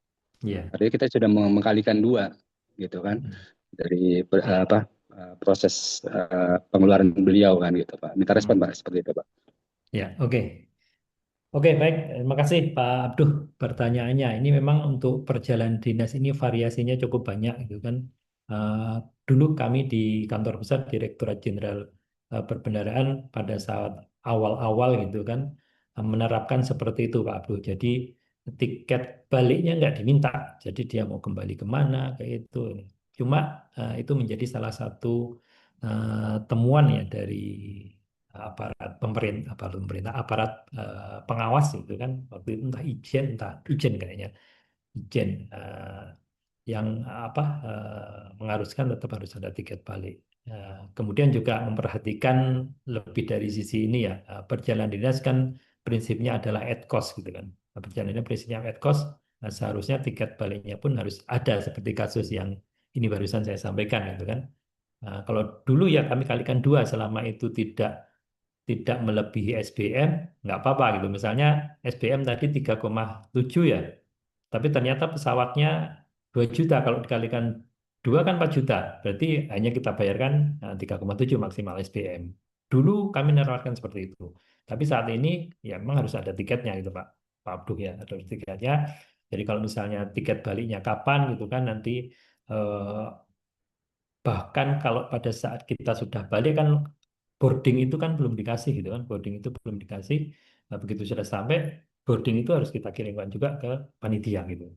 Nah, gitu Pak Abduh itu untuk saat ini kalau menurut saya yang dikalikan dua tadi sudah tidak tepat lagi gitu Pak Abduh. Karena prinsip pembayaran perjalanan adalah head cost gitu ya. Gitu sih Pak Abduh ya. Dan ini demi apa istilahnya demi apa keamanan dari Bapak Ibu selaku PPK juga gitu kan membayarkan tanpa ada dokumen-dokumen pendukung yang valid gitu kan Pak Abdul ya. Gitu sih Pak Abdul kurang lebih seperti itu. Terima kasih Oke, Pak. oke, baik, makasih Pak Abdul. Ih, waktunya mepet masih banyak. Baru separuh selainnya. Ini totalnya kalau dihitung sekitar 8.860. Nah, berikutnya menguji terhadap ketepatan jangka waktu penyelesaian pekerjaan. Ini nanti kaitannya dengan apa? Dengan denda keterlambatan misalnya ini ya, dengan denda keterlambatan. Ini ya membandingkan ya dokumen serah terima barang dengan jangka waktu penyelesaian pekerjaan termasuk jangka waktu yang ada di kontrak. Udah sesuai dengan kontrak apa enggak? Kita lihat ya. Dokumen kadang-kadang di sini yang terlewat ini Bapak sekalian. Eh, Antara dokumen kontrak dengan dokumen BAST. Ya, ini harus hati-hati ya dengan BAST. Kadang-kadang di BAST misalnya kontraknya kebetulan berakhir di hari Minggu misalnya. Karena hari Minggu itu bukan hari kerja, akhirnya BAST-nya dibikin di hari Senin. Nah, kalau itu dilihat terlambat kalau BAST-nya dibuat di hari Senin itu. Harusnya tetap dibuat di hari Minggu atau kalau emang diserahkan di hari Minggu gitu kan.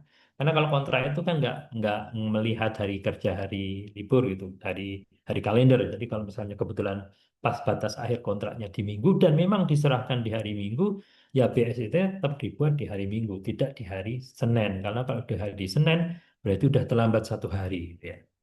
Ya itu yang harus diperhatikan itu ya. Kadang-kadang itu yang masih kadang terjadi, kadang terjadi. Itu kemudian, nah ini terkait dengan keterlambatan tadi sudah saya sampaikan ya. Nah ini kalau bagian kontra adalah bagian pekerjaan sebetulnya yang ditetapkan dalam dokumen pemilihan. Nah ini yang di dalam kontrak itu harus benar-benar clear ya. Apakah denda keterlambatan ini diambil dari keseluruhan kontrak atau hanya bagian kontrak tertentu saja. Ini contohnya di kasus ini Bapak sekalian. Nah, ini ada pekerjaan pembangunan kantor gitu kan dengan pagu termasuk PPN 11,1 miliar. Nah, ini terdiri dari pembangunan pekerjaan gedung kantor senilai 8 miliar, kemudian tempat parkir 900 juta dan juga pagar dan halaman senilai 1,1. Total pekerjaan 10 miliar. PPN 12%, 1,1 nilai kontraknya 11,1 M. Nah, pada syarat-syarat khusus kontrak atau SSKK ini diatur klausul masa pelaksanaan untuk serah terima sebagian pekerjaan atau bagian kontrak. Nah, klausulnya yang pertama di klausul masa pelaksanaan untuk serah terima sebagian pekerjaan disebutkan bahwa masa pelaksanaan bagian pekerjaan atau bagian kontrak gedung kantor, tempat parkir, dan pagar halaman 150 hari. Jadi ini dibagi menjadi 3 bagian ya. Gedung, parkir, dan juga halaman. Kemudian, nah ini dalam kontrak ini diberlakukan serah terima sebagian atau parsial. Ini tadi ya, gedung kantor, tempat parkir, pagar, dan halaman. Nah, klausul denda keterlambatan untuk pekerjaan ini adalah sebesar 1/1000 atau 1/mil dari bagian kontrak. Nah, jadi tidak keseluruhan kontrak 11,1 tapi bagian kontrak. Nah, per bagian kontrak per ini, per 8, 9, dan 1,1. Ya. Nah, hingga akhir masa pelaksanaan pekerjaan, pembangunan gedung, ya gedung kantor ini, bagian kontrak yang pertama, selesai 100% gitu kan. Dan sudah diserah terimakan. Sedangkan untuk tempat parkir dan pagar halaman itu baru progresnya 80%. Nah, kemudian karena ini ada keterlambatan, penyedia mengajukan permohonan kepada PPK untuk diberikan kesempatan. Kemarin Bapak Ibu sudah belajar terkait dengan pemberian kesempatan ya, maksimal berapa hari Bapak sekalian? Pemberian kesempatan? 50, Pak. 50 ya. 50. Nah, ini kebetulan mengajukan pemberian kesempatan kepada penyedia 50 hari, kepada PPK 50 hari. Nah, setelah diberikan kesempatan oleh PPK untuk menyelesaikan pekerjaan selama 50 hari, nah, untuk pekerjaan tempat parkir dan pembangunan pagar akhirnya dapat diserah terimakan. Tempat parkir diserah terimakan di hari ke-40. Kemudian pagar, pembangunan pagar diserahkan di hari ke-45. Nah, silakan Bapak sekalian, kira-kira sebagai PPK, dendanya berapa? Ini udah waktunya sudah ini. Ayo coba dihitung Bapak sekalian. Nah, ini ya, diserah terimakan di hari, ingat-ingat ya, di hari ke-40 dan hari ke-45 untuk pagar, dan untuk parkir dan untuk pagar. Nah ini ya. Tadi bagian kontraknya gedung kantor 8 miliar, tempat parkir 900, pagar dan halaman 1,1.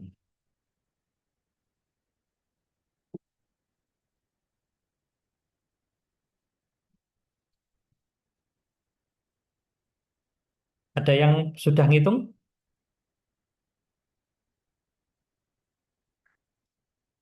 Kalaupun misalnya nggak dihitung nggak apa-apa, tapi bisa menjelaskan ini nanti dihitung dari sini nggak apa-apa. Ada? Ada silakan. Hasilnya nggak perlu, yang penting tahu caranya gitu kan. 2 Siapa juta, tahu nanti soalnya keluar di ujian. Jadi kalau yang 2 perkerjaan juta, Pak. gedung tadi kan udah selesai 100%. Nah, berarti kalau udah selesai nggak kena denda. Yang kena denda tadi berarti yang apa Bu sekalian? Parkir dan halaman, Pak. Iya, parkir sama halaman tadi ya, bakar halaman. Nah, ngitungnya kira-kira berapa kali berapa? Pak Rashid? 100.000 dikali 900 juta. Oke, Ketemunya kali 900.000 kali berapa lagi? kali 40, Pak. 40 Kali hari. 40 ya. Oke, terus 40 kemudian yang halaman pagar halaman itu 1.100.000 dikali 1/1000 dikali 45, Pak. kali 45. Oke, betul. Jadi seperti itu ya. Jadi denda keterlambatannya karena tadi tempat parkir diserah terimakan di hari ke-40, dendanya berarti 1/1000 kalikan bagian kontrak ini 900 juta kalikan 40 karena terlambatnya 40 hari. Kemudian kayak yang pagar karena diserahkan di 45 terlambatnya 45 hari. Berarti tadi 1/1000 kalikan 1,1 kalikan 45 hari. Ingat ya, yang di apa dihitung adalah dendanya adalah sebelum PPN, Pak sekalian. Sebelum PPN ya. Jadi nilai netonya, bukan nilai brutonya. Ini kan neto ya, 8.900 1,1,1. Ini nilai netonya. Oke, baik. Bapak sekalian, ini waktunya sudah habis. Gimana Mas Amri? Waktunya sudah habis. Iya, Bapak. Kalau dari waktu sudah, Oke, mungkin ditambah sedikit izin, nggak nggak. apa-apa Bapak sekalian, berkenan? Silakan Pak, silakan Pak. Siap, Oke. siap, bisa. Baca Pak. Oke ya, sedikit mungkin berapa menit lah. Mudah-mudahan masih bisa ngejar. Prestasi ya, pembayaran prestasi ini saya kira kalau prestasi harusnya sudah disampaikan di materi sebelumnya.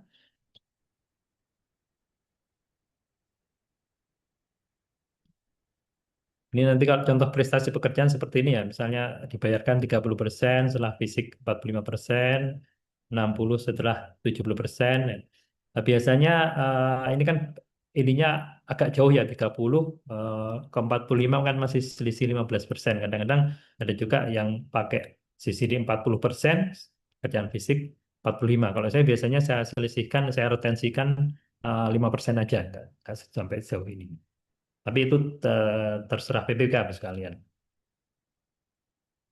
Oke, ini sekaligus tentunya setelah pekerjaan selesai. Bentar, yang mana ya? Nah, bagi sekalian, ini terkait dengan prinsip tadi ya, pembayaran boleh dilakukan apabila barang jasa sudah kita terima, ya sesuai prinsip perbendaharaan tadi ya. Nah, namun ini ada beberapa eh, pe- pengadaan barang dan jasa yang bisa dibayarkan karena sifatnya harus dibayarkan terlebih dahulu. Ini diatur di dalam PMK berapa ya? PMK 45 kalau nggak salah. 145 tahun 2017. Ini untuk pembayaran uang muka gitu kan, sewa menyewa gitu kan. Kemudian untuk jasa asuransi, kontrak beasiswa gitu kan. Kemudian apalagi yang sering ini pengadaan barang jasa secara elektronik yang dibayarkan dengan uang persediaan. Biasanya kita beli eh, yang lewat apa? eh, Misalnya Tokopedia biasanya dibayar dulu gitu kan, barangnya masih dalam perjalanan kan itu harus diselesaikan dulu gitu kan. Nah, itu masih memungkinkan gitu ya. Nah, khusus untuk pembayaran dengan menyampaikan jaminan pembayaran ini yang dilakukan di akhir tahun Kalau dulu kan ada jaminan pembayaran ya, kalau sekarang kan sudah diatur dengan mekanisme RPATA. Jadi ini sudah tidak berlaku lagi. Mulai tahun 2025 kalau nggak salah itu sudah menggunakan mekanisme RPATA.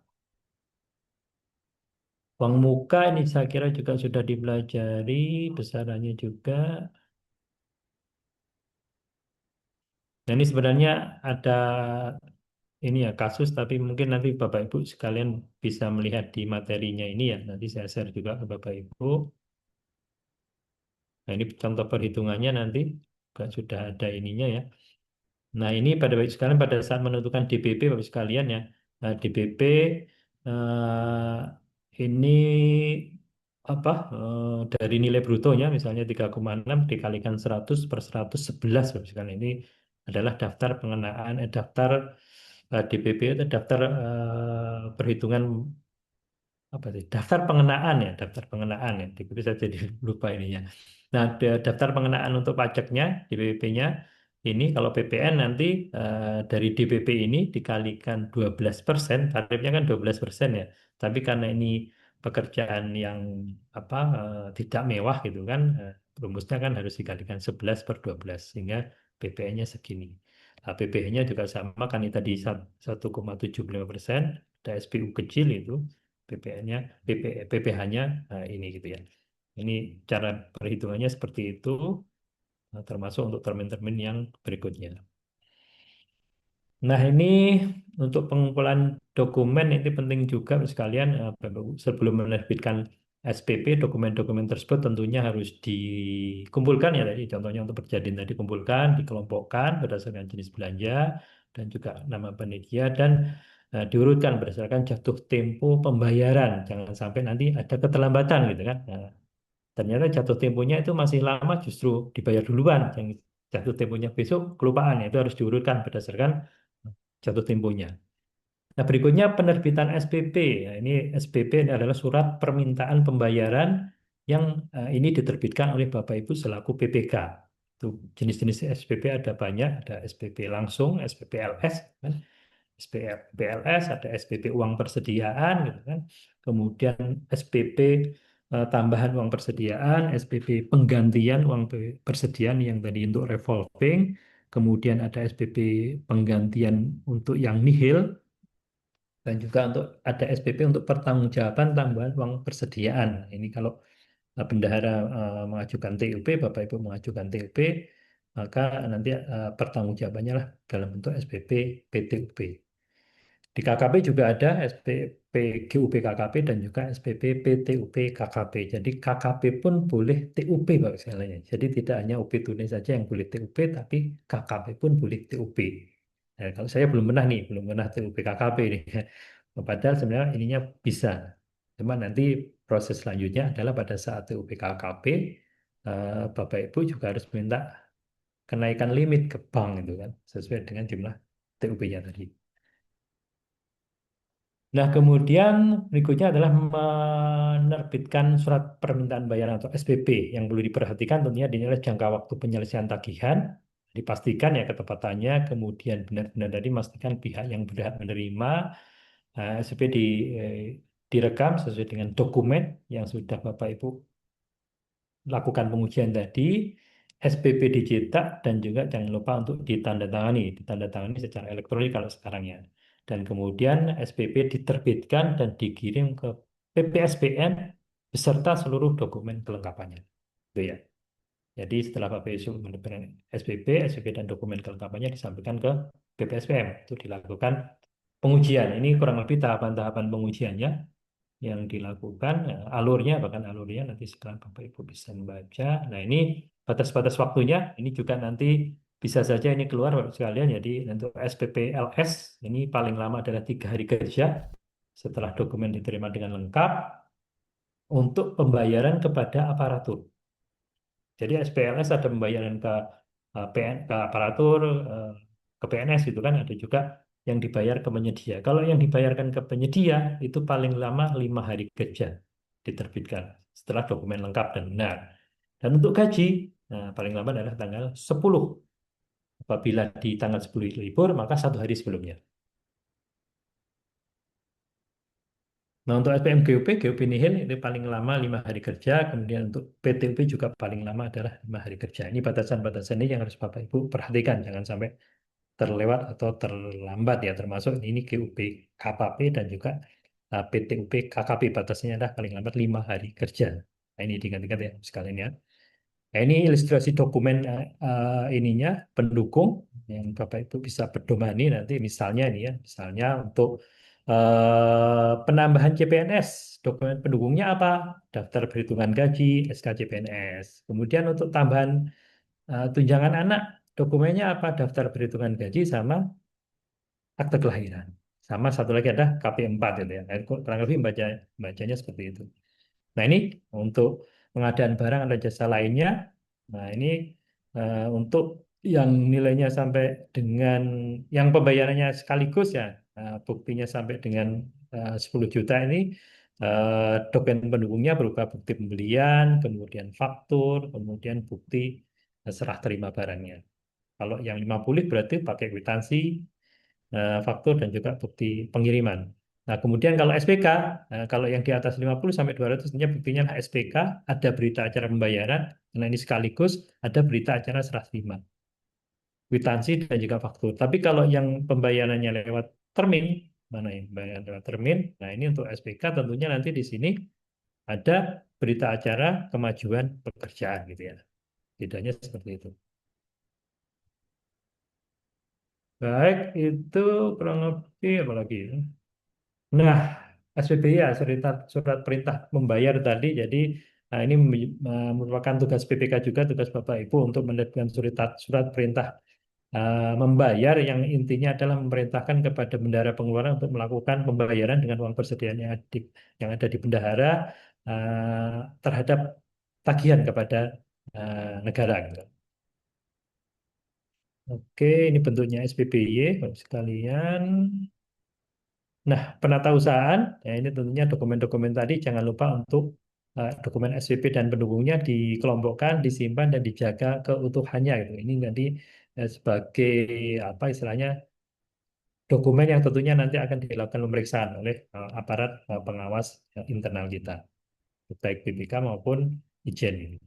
Nah, terakhir adalah ini ya kewajiban pelaporan dan penyerahan kepada KPA. Ini yang kadang-kadang terlewat Bapak sekalian. Jadi setelah dilakukan serah terima barang, di situ ada berita AST, pembayaran dilakukan oleh PPK, kemudian PPK perlu menyerahkan barang atau hasil pekerjaan itu kepada KPA. Diserahkan, dokumen-dokumennya diserahkan, nanti akan diperiksa oleh KPK secara administratif, tidak material.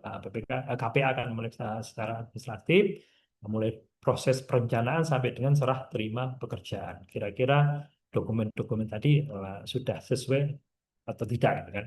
Apabila ternyata ditemukan ketidaksesuaian atau kekurangan, nanti PA atau KPA akan memerintahkan PPK untuk memperbaiki dan melengkapi kurangnya apa. Nah, jangan lupa nanti di situ hasil pemeriksaan KPA dituangkan dalam berita acara pemeriksaan, gitu kan. Dan setelah itu tentunya antara KPA dan PPK eh, perlu menandatangani berita acara penyerahan barang dan jasa. Ini yang kadang-kadang terlewat. Pekerjaan selesai, udah dibayar, udah gitu. Bapak Ibu PPK nggak menyerahkan kepada KPA. Ini harus ada proses menyerahkan kepada KPA sekalian. Itu yang jangan lupa. Baik, mungkin demikian Bapak sekalian karena waktunya juga sudah sangat mepet, sudah habis malah ya, sudah habis. Sebelum saya tutup, mungkin ada yang ingin ditanyakan kembali. Silakan Bapak Ibu. Ada? Silakan Bapak Ibu, ada yang mau ditanyakan ke Pak Warid sebelum benar-benar ditutup. Ada Bapak sekalian? Sudah jelas ya? Sudah jelas? Harapan saya sudah jelas karena memang waktunya cukup pendek sementara slide-nya cukup panjang juga. Ini diskusi juga. Eh, Sebenarnya enak tapi diskusinya agak panjang. Ada Bapak sekalian? Tidak ada? Cukup ya? Baik, kalau tidak ada, terima kasih ini Bapak Ibu sekalian yang telah dengan aktif tadi mengikuti diskusi ini. Mudah-mudahan dan harapan saya tentunya tetap ini ya, tetap menyelesaikan proses pembelajaran sampai dengan tadi KLC sampai jam 5 waktu Indonesia Barat ya. Berarti Jam Wita apa VIP, Mas? Tadi Wita, Pak. Oh, Wita. Wita aja. Wita berarti jam 17 Wita atau WIT ya. Mudah-mudahan besok Bapak sekalian dapat apa menyelesaikan istilahnya ujian-ujian ya, lulus Iya. ujian baik ujian komprehensif maupun nanti ujian sertifikasinya ya dari teman-teman di Direktorat Jenderal Perbendaharaan. Baik, mungkin demikian. Terima kasih. Kurang lebihnya saya mohon maaf. Saya tutup. Bila taufik walhidayah. Assalamualaikum warahmatullahi wabarakatuh. Waalaikumsalam warahmatullahi Terima wabarakatuh. kasih Pak, terima kasih. Terima kasih Pak Warid Kasih atas Pak. ilmu yang telah disampaikan. Baik, Pak Warid, apabila masih ada agenda lain, kami perkenankan atau kami persilahkan untuk meninggalkan ruangan Zoom. Oke, Ya, terima baik. kasih Bapak. Ya, terima kasih Mas Amri. Terima kasih Bapak Ibu semuanya. Izin Iya, lift terima ya. kasih Bapak. Tetap semangat. Assalamualaikum. Waalaikumsalam warahmatullahi wabarakatuh. Baik, Bapak Ibu sekalian, berakhirlah sesi sinkronus pada sore hari ini. Setelah ini, Bapak Ibu sekalian diharapkan dapat menyelesaikan progres yang di KLC ya. Kalau kami pantau masih ada tujuh tujuh orang yang belum belum selesai. Sebenarnya tinggal dikit-dikit saja nih. Kami harapkan nanti sebelum jam 17 WITA itu dapat selesai 100% karena kami gunakan akan kami rekapitulasi dan kami gunakan sebagai dasar apakah Bapak Ibu sekalian bisa lanjut ke ujian yang akan dilaksanakan Senin besok Senin pagi. Mungkin itu informasi yang dapat kami sampaikan terlebih dahulu. Selamat beristirahat, selamat mempersiapkan juga untuk ujian besok hari Senin. Jika ada hal-hal yang akan dikomunikasikan atau ditanyakan, tidak perlu sungkan-sungkan, baik itu di WAG atau Japri ke saya juga dipersilahkan. Mungkin kurang lebih itu kami ucapkan terima kasih yang sebesar-besarnya kepada Bapak Ibu sekalian dan tak lupa saya mohon maaf yang sebesar-besarnya apabila ada kata-kata atau hal-hal yang kurang pas, kurang berkenan di hati Bapak Ibu sekalian. Sesi ini kami tutup. Bila taufiq wal hidayah. Assalamualaikum warahmatullahi wabarakatuh. Selamat sore. Waalaikumsalam warahmatullahi Salam. wabarakatuh. Terima Selamat kasih sore Pak. Waalaikumsalam semuanya. Terima warahmatullahi kasih Terima Bapak wabarakatuh. Ibu kasih. sekalian. Salam warahmatullahi wabarakatuh. Baik.